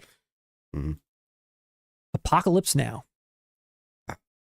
So Apocalypse Now already has come out in a gigantic like digipack with like 4 or 6 discs or something. It folds out. It's really nice. It's got this on the cover, but it's in its traditional color scheme, which is more like reddish and blue. I should have brought it over here. This is like this muted kind of green color in a Steelbook, which I think fits the steel. Yeah. I do like the colors of the other one though, that reddish. I do. Like this isn't bad, but I'm happy with the one I have. Yeah. It's a little bit more muted. This is what it looks like on the inside. So they've got like a slide down case that puts the like title treatment on it or pulls it off. Wait a second. So this is just one cut of it? No, it's all of them. Look, it's 6 discs. Oh. I wish I don't have a picture of it, but basically it's 3 on one side and 3 on the other on the inside. Like they stack, but like not directly on top, but like they're staggered, What are they pricing this at? I'm curious. Because Actually, I didn't look. that edition you and I have, that red one, that has always been so reasonably priced every time I've seen. I think even when I picked it up, it was $14.99 or something. It was crazy. Let me look and see. And I mean, I wonder, basically what I'm saying is, to me, Apocalypse Now has always traditionally been a reasonably priced film. I'm wondering if this is going to stay in tradition, or are we getting the Disney treatment of, $65 Willow? Oh God, I hope not. I hope not either, which is where my mind went to when I said that that sort of de-conglomeration aspect, if it becomes site specific. Listen to us, man. We're turning into You're waxing poetic. CNN here, man. Fucking MSNBC, C-SPAN. Anyway, who did you vote for, Matt? I'm trying to find this website so I can tell you the price. Hold on. Dickie Holmes says it's cheap, boys. Is it cheap? What do they know? More than you. They know how to use a computer. My computer is very slow. I know my computer is very slow. It's going for right now $39.99. That's not bad. It's at not all. $65.99. No, that's not bad. I mean, I'm looking at it as somebody who already owns it. You know what I mean? But Right. if you don't own this and you're getting 6 discs in a Steelbook. Yep. Oh yeah, the slip and all that. That's not bad. No. And then the other one that they've announced is this conversation release, which, remember, we looked at this. Studio Canal put this out. Who else did? There was someone else as well. Just them for now put this kind of a bigger box version out, and now Lionsgate's putting it out direct. What I didn't know, and I don't know if this, I can't verify this, but on the Studio Canal one, the actual inside case wasn't on the image. It wasn't in the photo. It was just that big ass box right there. Lionsgate has their photo of it on there, and it's a Steelbook, and this is what it looks like on the inside. So it's got, Gene Hackman playing the saxophone there, and it's got this slip that comes down over it, so you can see it now. It's like right here, like in the picture. So I don't know. Kind of interesting that they're doing that. You know what I just thought of, Matt, that I'd love to see? I'd want to see Gene Hackman in The Conversation and Bill Pullman in Lost Highway get together and like play sax, like just jazz out. Play a little sax. Yeah, man. When I think jazz, I think Gene Hackman and Bill Pullman. What do you think about The Substance? I liked it. And this is the Steelbook that has been announced for that as well. So Mubi, my new favorite movie studio, they're putting this out in a regular edition, which I think we might have touched on last week. It's pretty basic, like basically what the promotional art's been. This release, the Steelbook, is a little bit different, where you got both characters on the front and back, and you can flip it around. I like it. It's awesome. I think it's awesome. Yeah, right now this is only available for pre-order overseas. There isn't anything for the US as a Steelbook just as of yet, but it's coming out in January. I'd like to pick this up. This is I'm sorry, the regular is coming out in January. This is coming out a little bit later. This is like April or May or something. I'm gonna hold out. But it's coming out. That. Yep, I like that. Yep, coming out. That's simple and fits the movie. And yeah, it's cool. Not you didn't overthink it. I really hope there's some great behind the scenes here. I really hope that there's some cool like production stuff, like how they did all the effects and things of that nature. That would be interesting to see if they were concerned while making this, like if they actually had thought of it. Let's shoot behind this, probably for YouTube. You know what I mean? Yep. And so that's another awesome looking Steelbook. And then the last Steelbook to show is Constantine, which is not Arrow. That's a mistake. But Constantine, which I thought this looks like just placeholder art. This is what it looks like on Groove. You can pre-order this now. Maybe this is just placeholder. It's just all black. That would make sense that it wouldn't be that. But you know what's so funny about that's what Groove's got, baby. Yeah, I completely agree with you. It looks like placeholder art. But what makes it even funnier is that it says Keanu Reeves. Like they couldn't even stick to like, this is basic artwork for the film Constantine. Like it should just say Constantine, and that's a black theme, plain whatever. But it's like, nah, we still got to let y'all know Keanu Reeves. Keanu Reeves. All right, Russ. Well, before we move along to Arrow and wrap up this lovely stream, you want to hit me with some trivia? Is that what you wanted to do? Whoa, this stream went by fast. No, it's 6:20. We still got stuff to talk about, but you were going to give me some trivia for a few minutes, aren't you? Oh, yeah. We're doing that right now? Yeah. Oh, I'm ready. And I'm going to have another cookie probably. Yeah, these cookies are great. All right, dude. I should have had this prepared. Let me see. Did I? No, of course not. Russ doesn't have the trivia prepared. See, but I go off the cuff for you. Where are you at? You like to go off the cuff? No. I'm saying when you... Oh, when you're trying to find something? When you're troubleshooting and all that. I see. You got to carry the stream right now, Matt. I got to carry the stream. Sorry, I'm all by myself out here carrying the stream. So, all right, I got it. All right, good. Jesus. Good job, man. I like the way you did that. Oh, my God. Okay. Hit me. So since Matt hit me up with trivia, that was on our last live stream. I believe, it was the spooky stream. The spooky stream. That's right. Spooky stream. It was a hit. I had many people come up to me in person and say, Russ, how did you know all those years?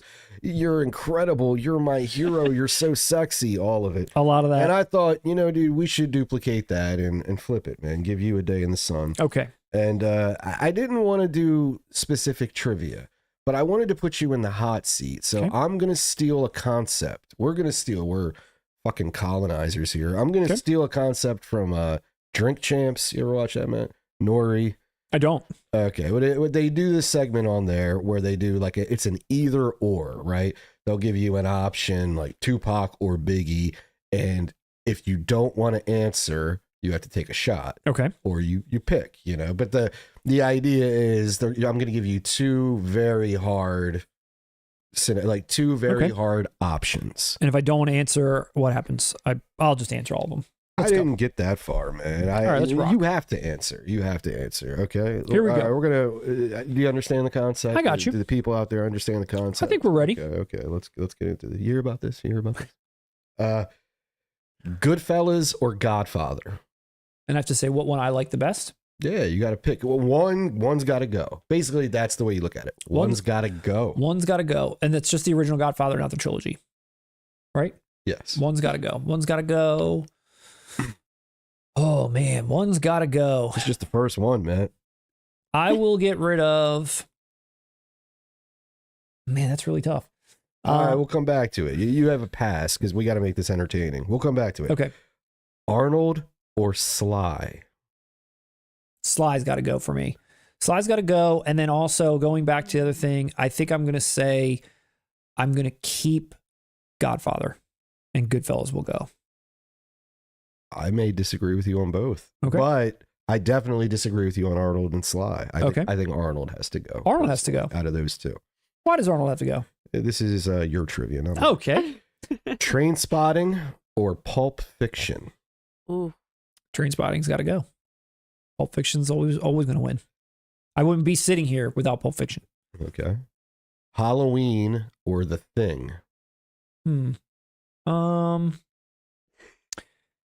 Oh, geez. I mean, see, this is a tough one.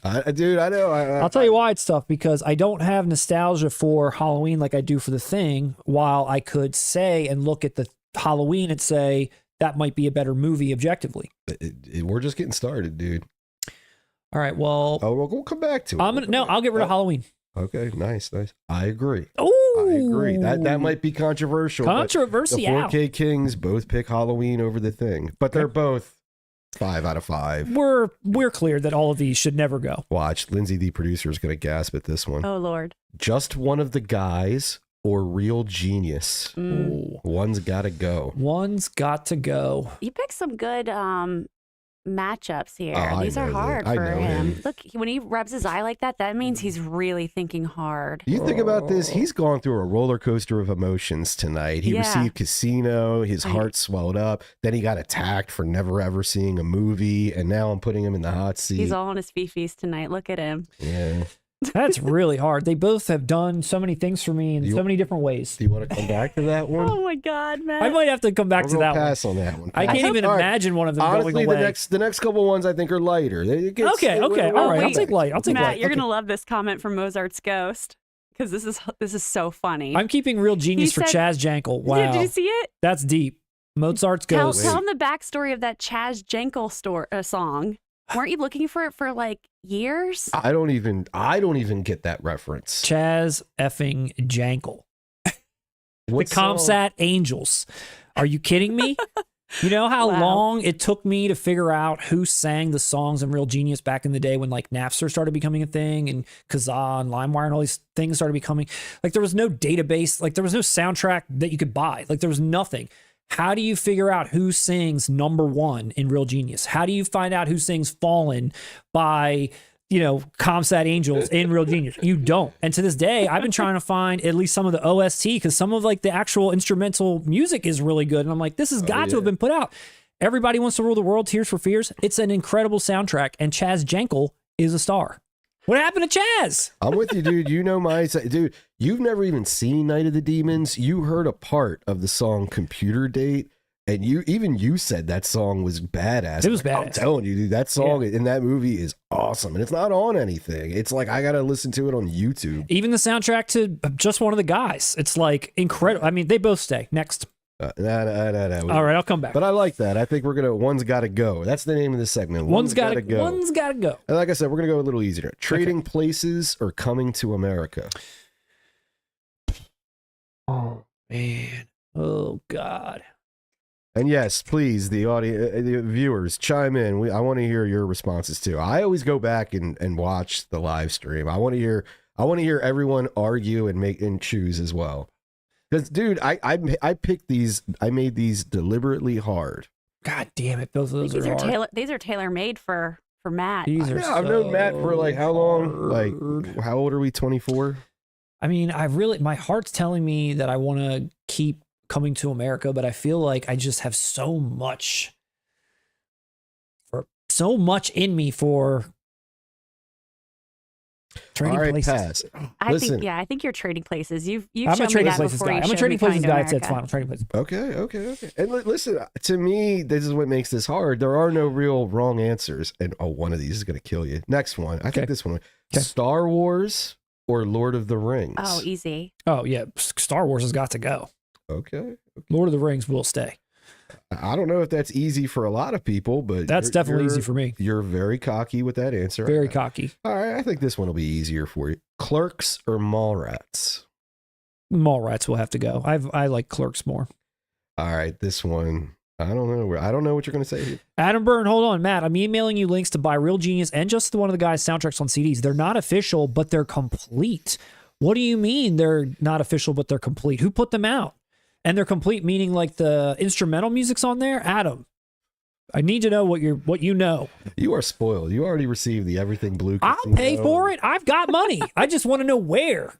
That's it. One's got to go. Okay.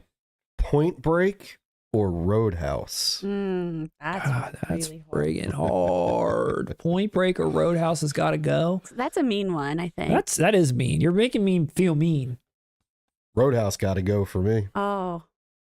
Kind of like what you just said. I have more of a personal attachment to Point Break growing up, even though both are great. All right, pass. No, I'll say both are great. Let's just say that. Neither should go. I love them both. If I had to, in this moment, delineate one between the other, you do have an excellent combo with Keanu and Patrick. Whereas over here, it's primarily just Patrick owning everything, which is really all you do need. Nah. But I do think I would keep Point Break because it feels like a more complete, entertaining action piece with two and Gary Busey actors that really are firing off of each other. Whereas, Roadhouse, it's all his show. I think I'm going to need a divorce lawyer. Oh, God. All right, well, this one's good. The Raid or The Raid 2? Oh, geez. After I said all that stuff. Look, Lori Petty stays. Hell yeah. Don't you have a soul?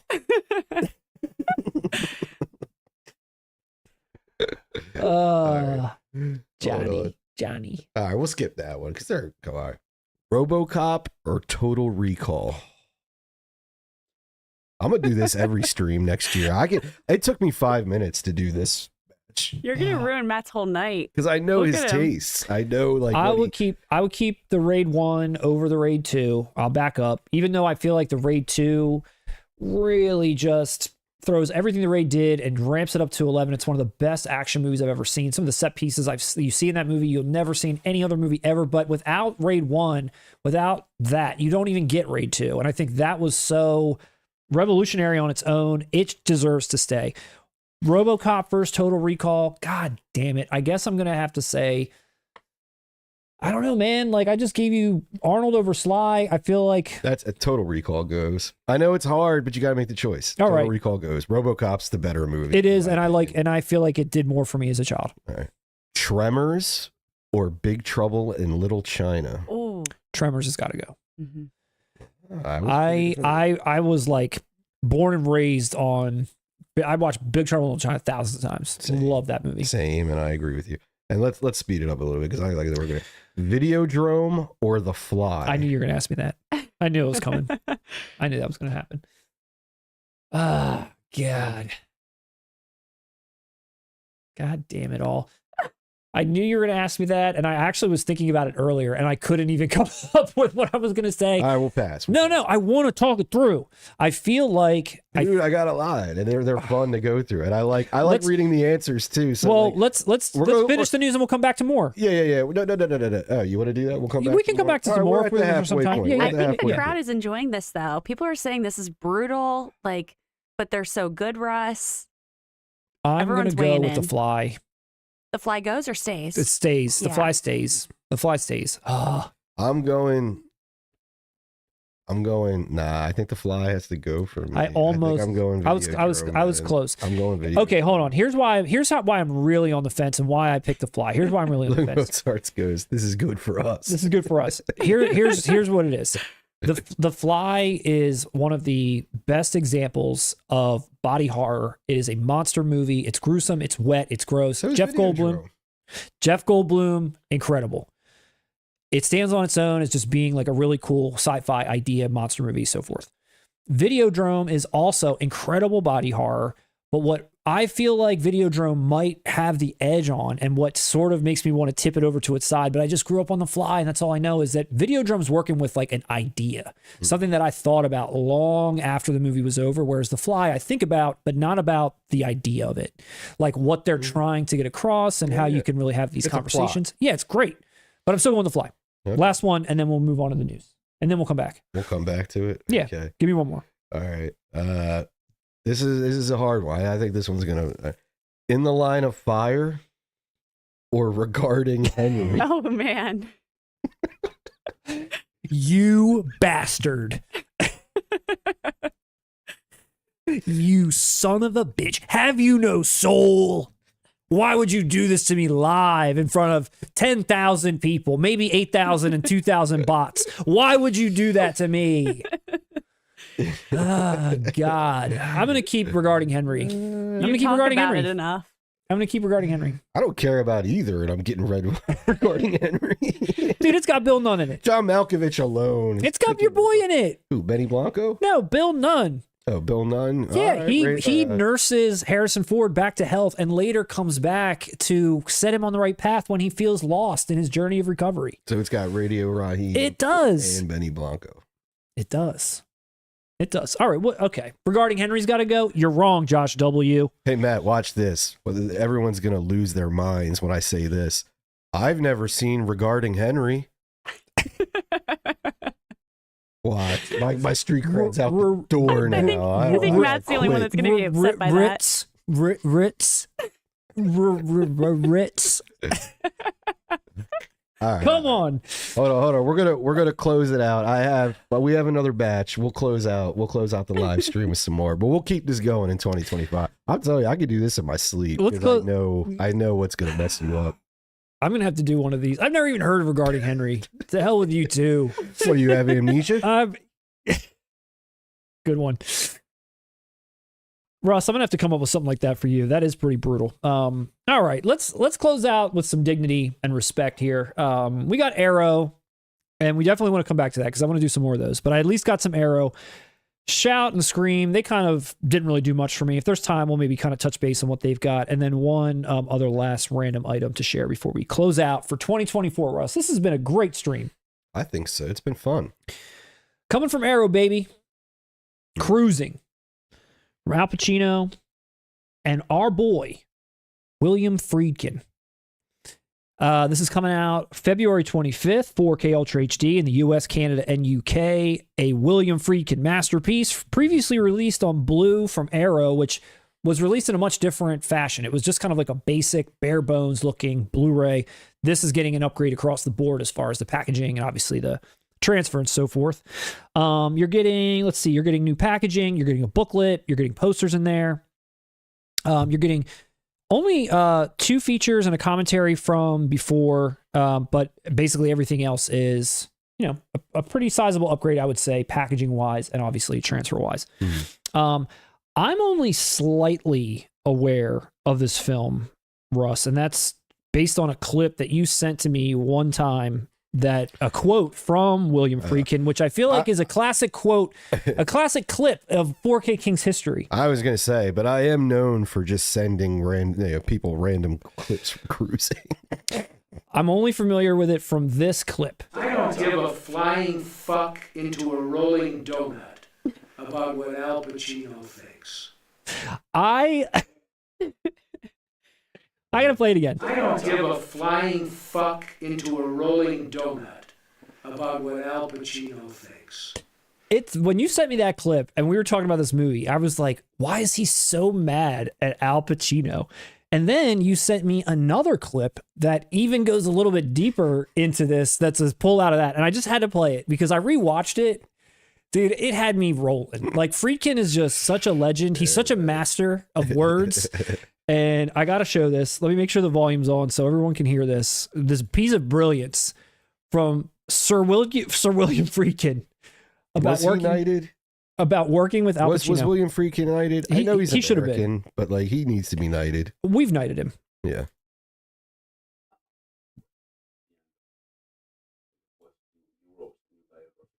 That's one shot kind of changed the plot. The character of Steve, played by Al Pacino, and Pacino felt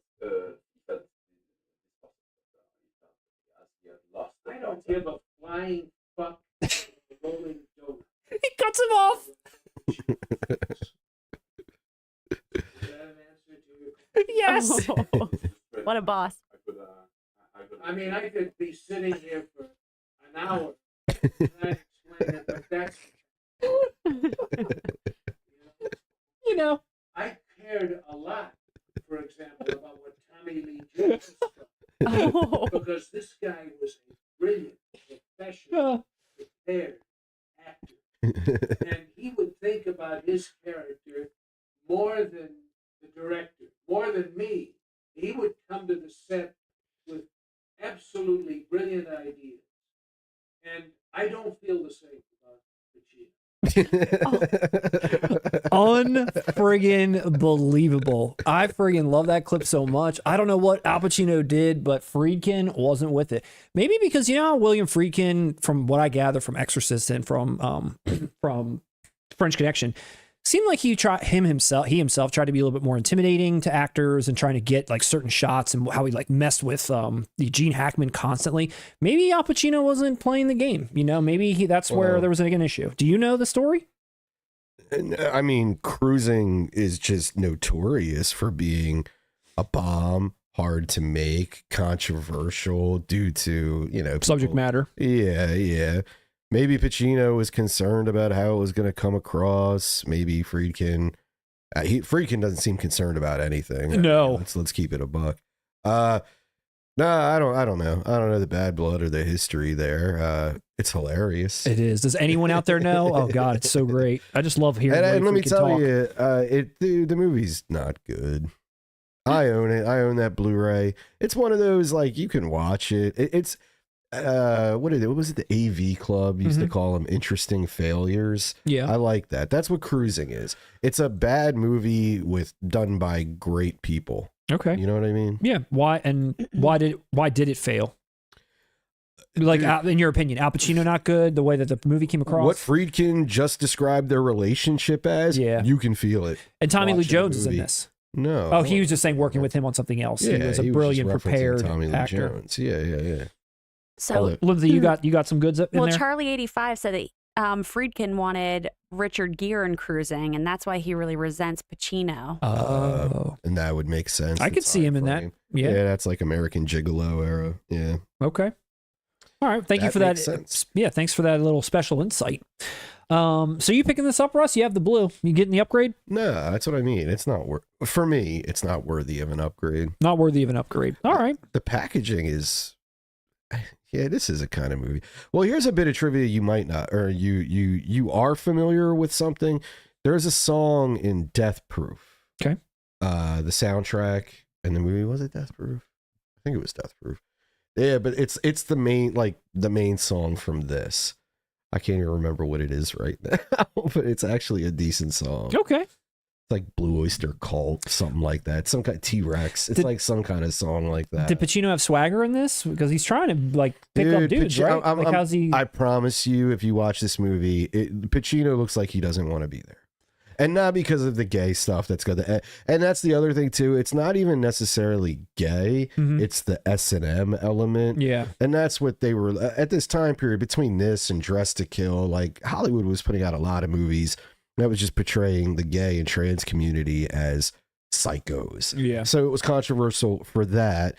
But then on top of that, what makes Cruising kind of uncomfortable is it's a subculture within the gay community. He's going into S&M gay bars. It's not just gay, you know what I mean? So like Friedkin wanted to explore. It's subject matter you don't traditionally see in big movies. One, you can tell Al Pacino doesn't want to be there. You could tell Friedkin hates it. It feels tortured watching it. You know what I mean? All right. Well, like, that's a shame. Even if you were going to accuse it of being tone deaf or, you know, bigoted or whatever. If you were trying to, its real sin is that it's ultimately fucking boring. Just boring. Yeah. All right, well, good old boring Al Pacino and good old boring cruising. Sorry, I keep calling it cruising. I want it to be called cruising, not cruising. You want it to be called Tom Cruising. I want it to, yeah, true. I wish that was just cruising. But thank you, William Friedkin, for lighting up my life again. Always love hearing from you. Also, Arrow, Russ, Texas Chainsaw Massacre 2. Is this going to be like the 19th time you bought this, or are you sitting this one out? Nah, I'm going to sit tight with my Vinegar Syndrome release. So this one also out February 17th in the UK. We've covered it a few times now. Like you said, it's been out from Vinegar Syndrome also, which is really cool too. You got Dennis Hopper on the back doing double chainsaws. Oh, yeah. Cool packaging, cool slide out. And they also have the iconic poster art as the inside slip, which is you cannot go wrong with. And this is our longtime viewer. I think Jordan said it's his favorite horror movie. I think you're right. And yeah, I have yet to. Never mind. I'm not going to say it. This title, I was going to say I haven't seen it. This title's been released a bunch of times, obviously, with different packaging features. Scream Factory did a special collector's edition of this. Obviously, Vinegar Syndrome in 4K. Now this in 4K. Arrow's put it out in the past. They Arrow have. UK, I believe. You're right. They've also put it out, and this is what it looks like opened up. You've got the poster, some art cards, and a booklet and so forth in there too. That's pretty cool. It is. If you missed out, I think the Vinegar that can't be available still. The Vinegar Syndrome. I don't think that it is, but check this out. I will say that Arrow, I feel like, is trying to do the best they can here with this, considering all the other editions that are out there. So it is restored. It doesn't say from whom, but it doesn't say new. It just says restored from an original negative. So I don't know if that's what Vinegar Syndrome's already done or what. All features from the 2013 Arrow Blu-ray are there. So everything that you got on the original Blu-ray have been carried over, except there was a early works of Tobe Hooper disc that had some like early original films of his. That is not present here. That's really cool. Yeah, that was bonus. On that one. All the new features that ended up coming with the Scream Factory disc, so they had produced a couple of extra features. Those are also coming here. And then all of the new features that came with the Vinegar Syndrome release, except for 3 specific interviews, are also going to be here.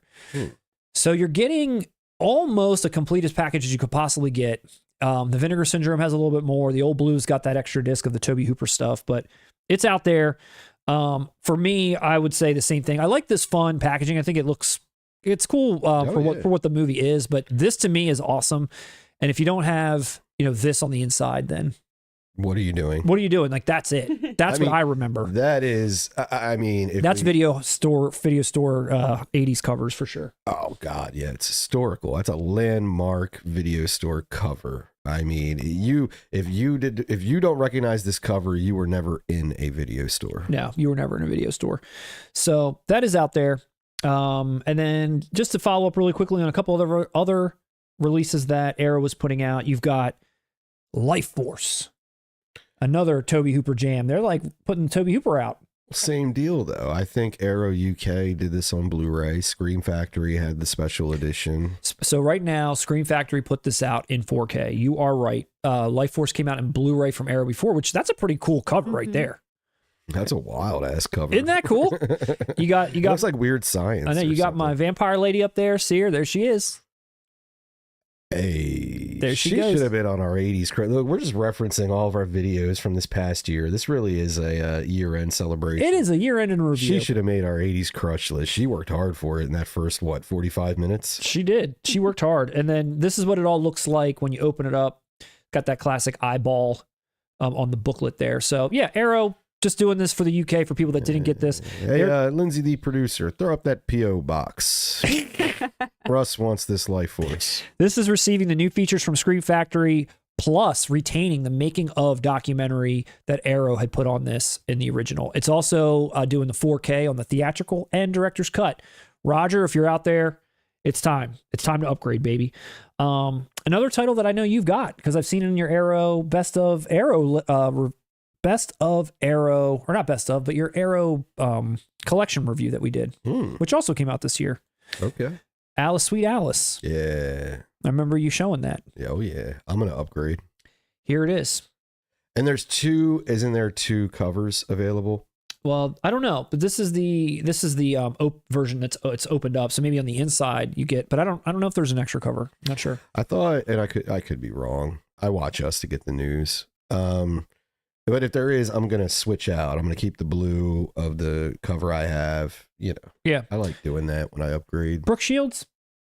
Who's in this? Brooke Shields. Is that who that is? Yeah, isn't it? Oh my god. I don't know. That You up, own I it. forget. Dude, it's a yeah. Okay. Is it Brooke Shields? I don't know. I'm asking you. Is this like a slasher movie? It's a creepy ass movie. Okay. It's about a little girl, right? Oh, dude, it's fucking creepy. Like, there's a fat guy. It's Scuzzy. Scuzzy. Scuzzy. And like they're blaming the one girl who isn't doing the messed up shit for kind of like Good Son. And imagine the Good Son, but imagine it feeling like Gummo. Okay.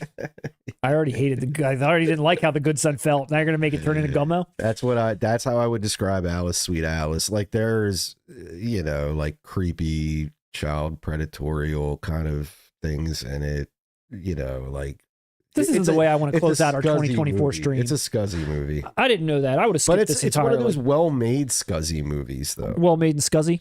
Hmm? Well, Is it Brooke Shields? Why am I drawing a blank on that? I don't know, Like dude. little. Like I could picture even the scary, like one of the scariest scenes where like she's running around in that abandoned building and the fucking, you know, I can't spoil it, but like pops out in that mask. let's get a new interview. They're getting That's something good. new on there if you Dude, want. I'm If you want to telling you, re-upgrade I it. know you're off, but maybe comparing a Godson, Nas, maybe calling it the Good Son mixed with Gummo is a little harsh, but it is Scuzzy. It's Okay. effective. Well, let me show you one more title before we close out with a little bit more trivia and say goodbye to the audience out there. I was going to cover some Scream and Shout Select stuff, but you want to talk about Ghost of Mars? I don't think so. Another John Carpenter classic. Our good friends at Capelight. I don't know. I think this came from Facebook, the little news thing that I saw, and it's in German, obviously, so someone translated it. But I think they were doing some sort of like every day announcing a new title for 2025, something to that effect.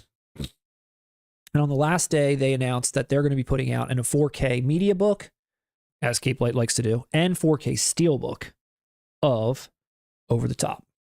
I'm not falling for this again, Matt. Now, this is not the art. This is Capelight themselves put the Mediabook out of the Blu-ray already, like 2 years ago. So I'm just throwing that back up there. I'm assuming it'll be maybe the same thing again, but it'll be 4K. Just wanted to have a little placeholder, but they are putting it out in April 2025. Mediabook, Steelbook. I know our premonitions. These things are coming true. Maybe we'll get something in the US too. No news or official art or even a pre-order link, but they did post this on their Facebook page. So you played a prank on me with this recently. I can't I did. trust you. You can trust me here. Now, we talked about this maybe being Vinegar Syndrome, which is where I played that prank on you, but I think WB, I don't know who owns the rights. So I don't know if this would be like a Shout Select in US, maybe Arrow. I don't know. Say it, WV Arrow UK. Yeah. So I don't know. I'm kind of excited for that. 4K Steelbook of Over the Top. What do you think? No? Is this in the same? I don't know if I'd have to see the price. You have to see the price. I own it on Blu-ray. And dude, You have to see the price for Over the Top with that I little have to see whiny it ass for price. kid and I Robert know Loggia. the kid is gonna push me over the top. Yeah. Hudson Hawk. I can tell. Hudson Hawk. Isn't that his name? Hawk? Hudson Hawk? What's his name? Who are you talking about? What's his name in the movie? Isn't it? It's Hawk something, isn't it? Oh, dude, I don't know. You're a bigger fan of this. What? And I was just about to ask, are you? You know me. I think this movie's melodramatic as hell. Oh, God. I watch It's this movie- embarrassingly melodramatic. It is. I watch this movie as a damn comedy. Every time, like, him and the kid fight, it's hysterical. But, yeah, I didn't grow up on this heavy enough to where I need it. The Blu-ray, Lincoln Hawk. there you go. The Blu-ray I own will suffice. But, I mean, it sounds to me like you're leaning... You're over the top about buying it. I'm leaning into How Robert about we arm Loggia. wrestle over it and I'll decide. I'm leaning into Robert Loggia. That's what I'm leaning into. I mean, dude, well, let me ask you this. Since Robert Loggia is in it, yes, what do you think Sylvester Stallone had to do to get his trucker's license? I don't know that movie well enough to remember the line. How does it go? You're gonna get a driver's manual. I gotta take it home. I gotta study that motherfucker. Like, who's got to go? Robert Loggia or Sly Stallone? One's got to go, and it's not going to be Robert. That's for sure. I'm not gonna kill you, Frank.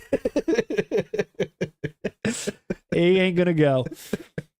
So let's see. I think that's all the news that I wanted to share. Russ, did you have anything specific that you wanted the people to know about before we close out this 2024 stream? I again like to thank everybody for tuning in, making us a part of your schedule, your daily commute, however we entertain you. We take immense joy and pride in doing so.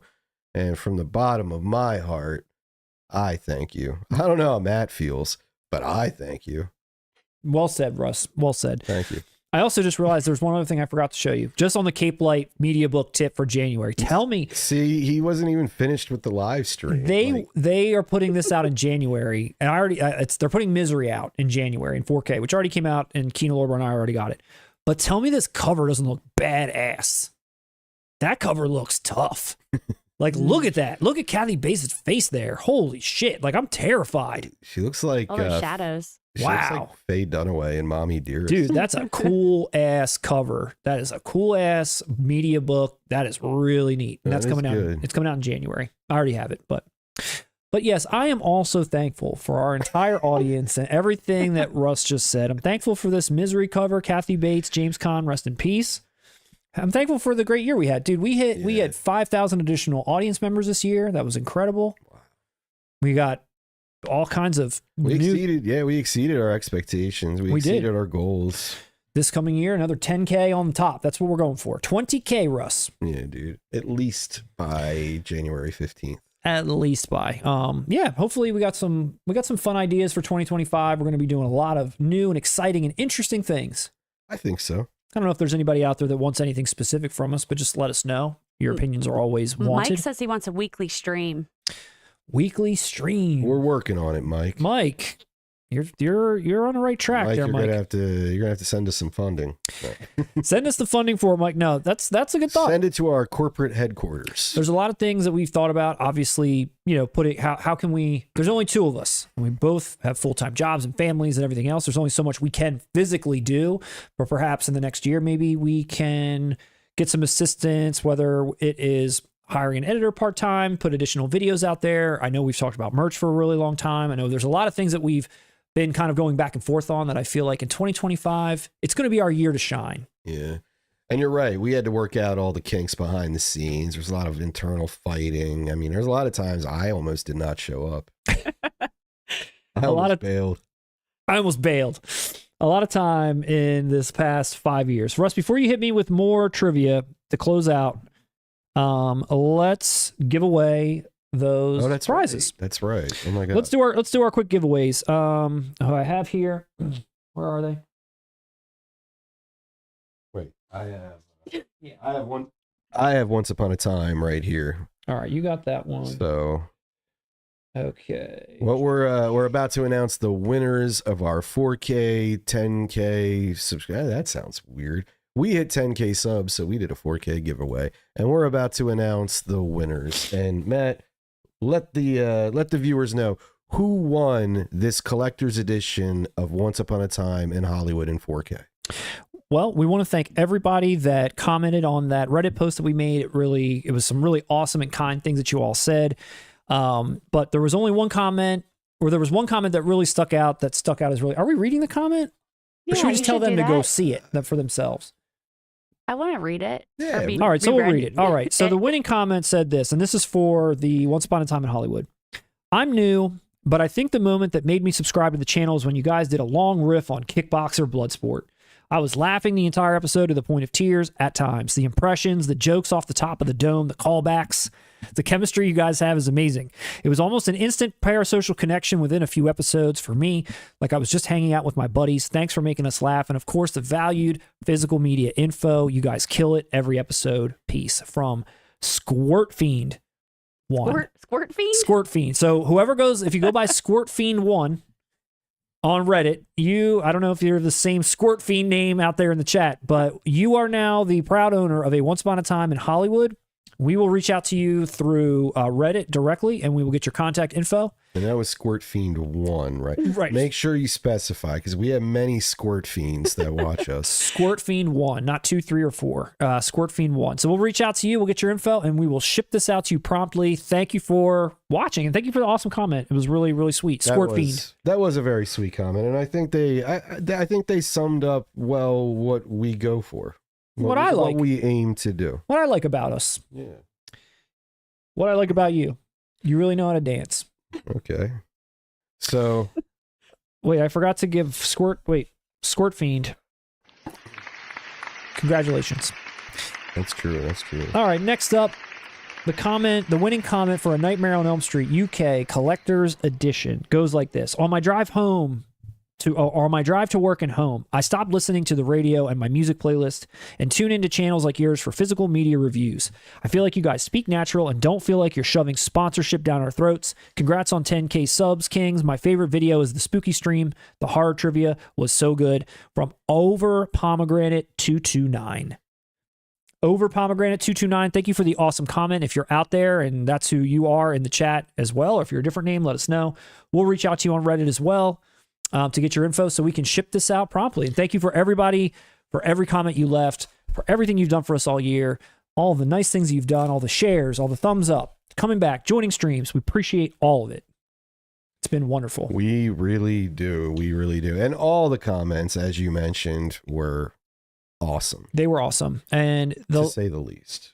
The last thing that you will see from us, probably next week, late next week, will be our top 5 physical media releases of the year, our final video of the year, our bread and butter, the thing that the entire physical media community out there at large is waiting to hear what we have to say. We set the trends, and they know December, that's when the gods speak, and we're humble about it. We're going to set the tone correctly for you all. Correctly. Yeah, we're gonna come correct. We're gonna come correct. Ain't no half stepping, Matt. No half stepping. And yeah, we're gonna set the tone for 2025 off right, noisily, if I may say. Very noisily.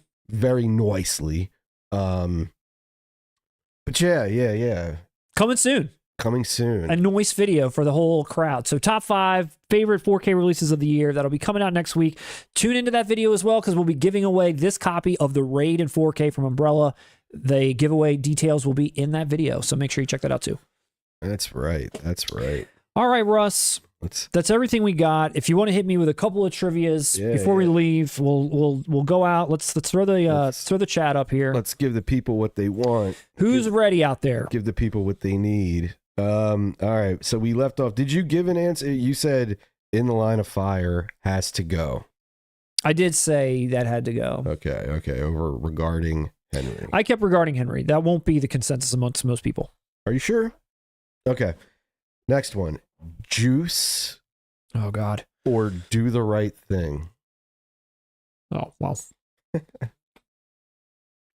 just kind of falls in the same, like, Halloween and the Thing category where objectively one's a better movie, but one I grew up with my whole life and just saw the other one for the first time not that long ago. So you're going Juice? I see a lot of people saying Juice has got to go, but it's hard. I know. I'm saying Juice got to go as well, but I don't like saying it. I don't want Juice out of my life. I think at this point, I've only seen Do the Right Thing once. Juice has got to stay. All right. Sleepaway Camp or Pieces? Let's get a poll. Who knows what either of these movies are? Well, I mean, Sleepaway Camp people know. Pieces, I don't know about. You've seen both. I have seen both. I will. It's tough, right? Pieces got to go. Yeah. Okay. What about you? Pieces got to stay? No, I think if I got, you went. Okay. Rid of Pieces. Yeah. Okay. Major League or Wildcats? Wildcats got. I think you would have made me think harder if you said Major League and Necessary Roughness. Now we gotta go out there, rip their heads off, and shut down their necks. Now get on your knees and pray. Come on, Loja. Larry Miller, Fumbalaya, Fumblerooski. Next. Labyrinth or Little Shop of Horrors? Oh. Labyrinth or Little Shop of Horrors, one's got to go. Jesus. I don't think that can be done. That's really hard. I know which way you're going to go, and I feel like I'm going the opposite way. Me? I think you're going to go Little Shop Stays. I am, but Labyrinth is big to me. But yeah, Little Shop of Horrors. I know. See Mozart's Ghost. I refuse to answer. Yeah, I'm going to keep Labyrinth. Whoa, I feel honored. I stumped Mozart's Ghost. I feel. I'll keep Labyrinth. You keep Labyrinth. I'll keep it. I'll keep it. Okay. Bloodsport. Oh God, what's happening next? Or not Kickboxer. Bloodsport or Die Hard. Bloodsport or Die Hard? Die Hard's got to go. Whoa. Die Hard's got to go. But Bloodsport gives me a feeling to this day of like kind of when certain things go on, I have like a physical reaction to like certain songs when they come on, certain moments that happen. Whereas Die Hard, I'm riveted the whole time, but I don't have that like. See, I have that with Die Hard. Do though. you? I have that both with that. Yeah. Okay. That's easy for me. All right. Nightmare on. Excuse me. Oh. Kate. Hi, Russ. It's me and Mommy. Russ's family's up in the chat. They're trying to win a giveaway. Nightmare on Elm Street or Nightmare on Elm Street 3? Matt is too close. He's biased. Die Hard stays. Bloodsport goes. A lot of people say Bloodsport goes. Wow. A lot of Bloodsport going. Okay. Bolo Young. Bloodsport stays. Hell yeah, Bolo. I'm glad he was there. I'm glad he was there to back us up. What else are you going to say? Nightmare on Elm Street or Nightmare on Elm Street 3 Dream Warrior? Very good. But Brick, don't hit back. It's like all like dubbed. His like voice is like his mouth's kind of doing one thing, and the guy's like, very good. You are next. He doesn't even say like next. He says next. You are next. The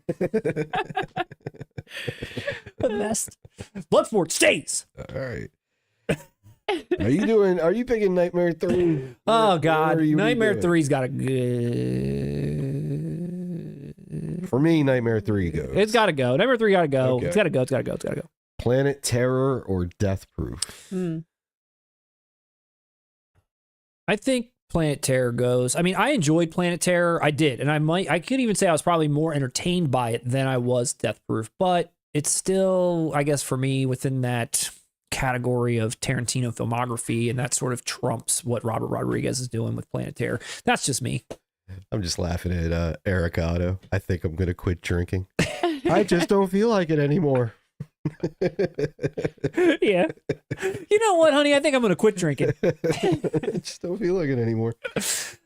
Shaun of the Dead or Hot Fuzz? Hot Fuzz got to go. Shaun of the Dead stays. My man. I love that. Yeah, Shaun of the Dead stays for sure. And we both enjoy Hot Fuzz, but We do. But Shaun of the Dead is the original. It goes. It stays. I mean, yeah. Ace Ventura or Dumb and Dumber? Dumb and Dumber goes. Wow, no debate. That was definitive. No. It was like, it's just one of those ones where I loved Jim Carrey in A Living Color all the way until that movie came out. Saw that movie, immediately didn't know what I was going to get. It was everything I wanted and didn't even know that I needed.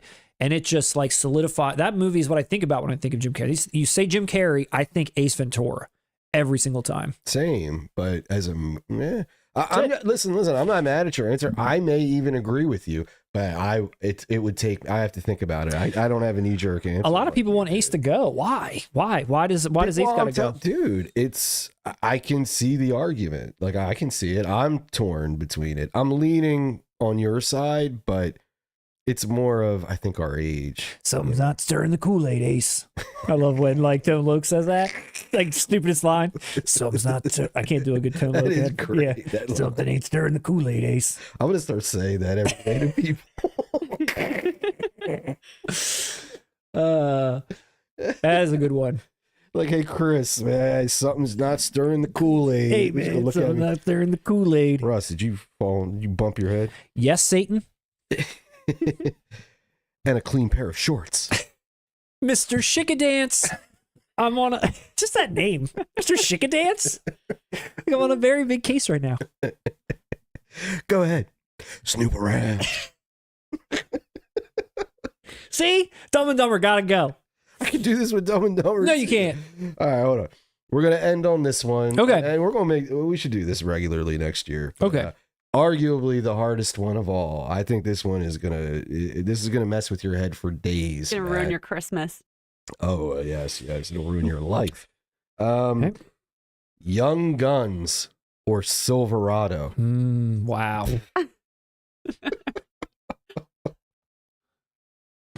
Wow, you kind of sounded like Emilio Estevez there from Young Guns. If I would have closed my eyes, I would have thought I would have heard Billy the Kid next to me giving that little laugh. That's high praise. Thank you. Oh my God.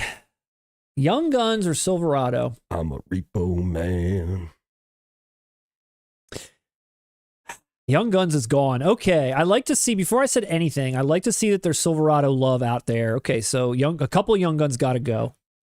Silverado got to go. None of your business says great game. This is a great game. Laces out. I've never seen Silverado. Silverado stays. I knew Dinier was coming in with Silverado stays. We've talked about that before. It's like his favorite or one of his favorite. Western is one of my favorite. Mozart's going. Handy with the steel. You know Young what I mean? Guns. Got that Terrence. Was that Terrence Stamp? Plays that guy in that. Oh God. He really put his stamp on that movie. Both of these movies have incredible casts. Let's just put that right out. Silverado, you could name like 10 people that are in that movie. Young Guns is no slouch either. There are heavy hitters in that movie. Even for the time when it came out, those people are all heavy hitters. All right, well, I'll up the stakes. Lou Diamond Phillips or the principal in Kindergarten Cop? Who are you going with? I'm going Lou Diamond all day. I mean, I do love Good that choice, principal, good but I'm choice. going. I am too. I'm going Chavez all day Don't long. apologize. I would go with Lou Diamond Phillips also, man. Good old Chavez. Silverado or Young Guns? You know what I'm going Man, you with. got Costner in there. For all you Costner heads out there, it's like his first movie. You got Danny Glover. God, come on, man. You got Brian Dennehy. All you Yellowstoners. Matt's gonna need therapy You after got this Jeff segment. Fahey. But you got that one badass scene in Young Guns 2 where like Estevez falls out of that trunk and like comes spilling out of the top, and you're just praying to God that it doesn't land on the lid, because what if it lands on the lid? Then he's just dead. What's the most badass scene in Silverado 2? Oh God, dude, there's so many. In Silverado 2? Oh, Silverado 2? Oh, I've never seen Silverado 2. Well, I was just, it was strange because it was massively successful. It's a household name. I grew up on it. Silverado is shit. I mean, when I think 80s blockbusters, I think Silverado. I think Kevin Kline. It didn't, of course. I think Michael Glenn. Dude, Kevin Kline at one point was a very respectable actor and human being. It wasn't until he turned kidnapper that, what? Brian Dennehy. Good one. Where is my Silverado 4K? Exactly. Where is it? We need that from who puts out. So let's play that game. Who puts out the Silverado 4K? Who's putting it out? Oh, that's right. Who out there has the balls? Wait, did you give an answer? I'm going to keep Silverado. Nah, he's dancing around it. I'm going to keep Silverado. Please, I missed that. Get out of here. I'm going to keep Silverado. Get out of here. The other reason why, okay, let's just say the movies themselves stand equally, right? The thing that kind of lowers Young Guns slightly is that the soundtrack is ridiculous and hilarious sounding, like when they're like riding their horses and it's like really like silly. Mm-hmm. I think that almost makes me laugh when I shouldn't be laughing, and I'm never laughing in Silverado. I could Ever. see maybe like Shout Select put. I can see Shout Select next to Quigley Down Under. I'm going Quigley Down Under versus Silverado. Kino Lorber puts that out, says Eric Otto. I could see that. Yeah, I can get a little it cute would to be keep- something like Yeah, that. I could see that. I mean, with all this Kevin Costner bullshit that Arrow puts out, That is true. That is true. Wow. Yeah. I'm surprised. you that could they put did- that next to. Couldn't you? They would just slap Costner's face on the cover of a Western and try to tie it into Yellowstone. I'm surprised It they haven't stands up done against that. Robin Hood and whatever else they're doing. Waterworld. Yeah. Well, that was a great game, Russ. And thank you for really putting me in the hot seat. That was hard. Dude, that was really hard. I didn't think you were coming to me with that. But Great game. Man. great game. Thanks for I coming up thought with that. so. That's Well, I guess that's it, dude. I guess we're on break officially. Winter break. yeah, man. I'm going to miss you all. Thanks for everything. I'm going to give our boy Big Chungus a shout out one more time. Thank you for making my year. Thank you for making Absolutely. my holiday season. Thank you for, giving me a reason to keep this channel going another year. This is phenomenal, outstanding. I can't say thank you enough to everyone else out there. Hope you all have a great holiday too. Hope you all get the 4Ks and the physical media for Christmas under that tree that you deserve. From all of us here at the 4K Kings, Lindsay, the producer, Russ, and myself, we say, see you next year. Thought you were going to come in with like a zinger. I was waiting for your zinger, I Russ. was going to say adios, amigos. Merry Christmas, Squirt Fiend. Everybody loves Squirt Fiend. We love Squirt Fiend. I think Squirt, yes. They didn't even need to write a comment just for their name alone. No, Merry should've won Christmas, it all. Happy New Year, Happy Holidays. Enjoy the break, enjoy some rest. Like I said, we'll have a couple more videos out before all is said and done, but we'll be back Wednesday, January 8th. That's when it is. That's when we return. Mark your calendars. 1 month from basically today, we will return. So we're only really skipping one. Basically, we're just skipping one. I know. Can't wait to see what you all pick up on your break. Can't wait to see what you pick up too. I got nothing else. I was going to say something, but no. See you all next year. Thank you so much.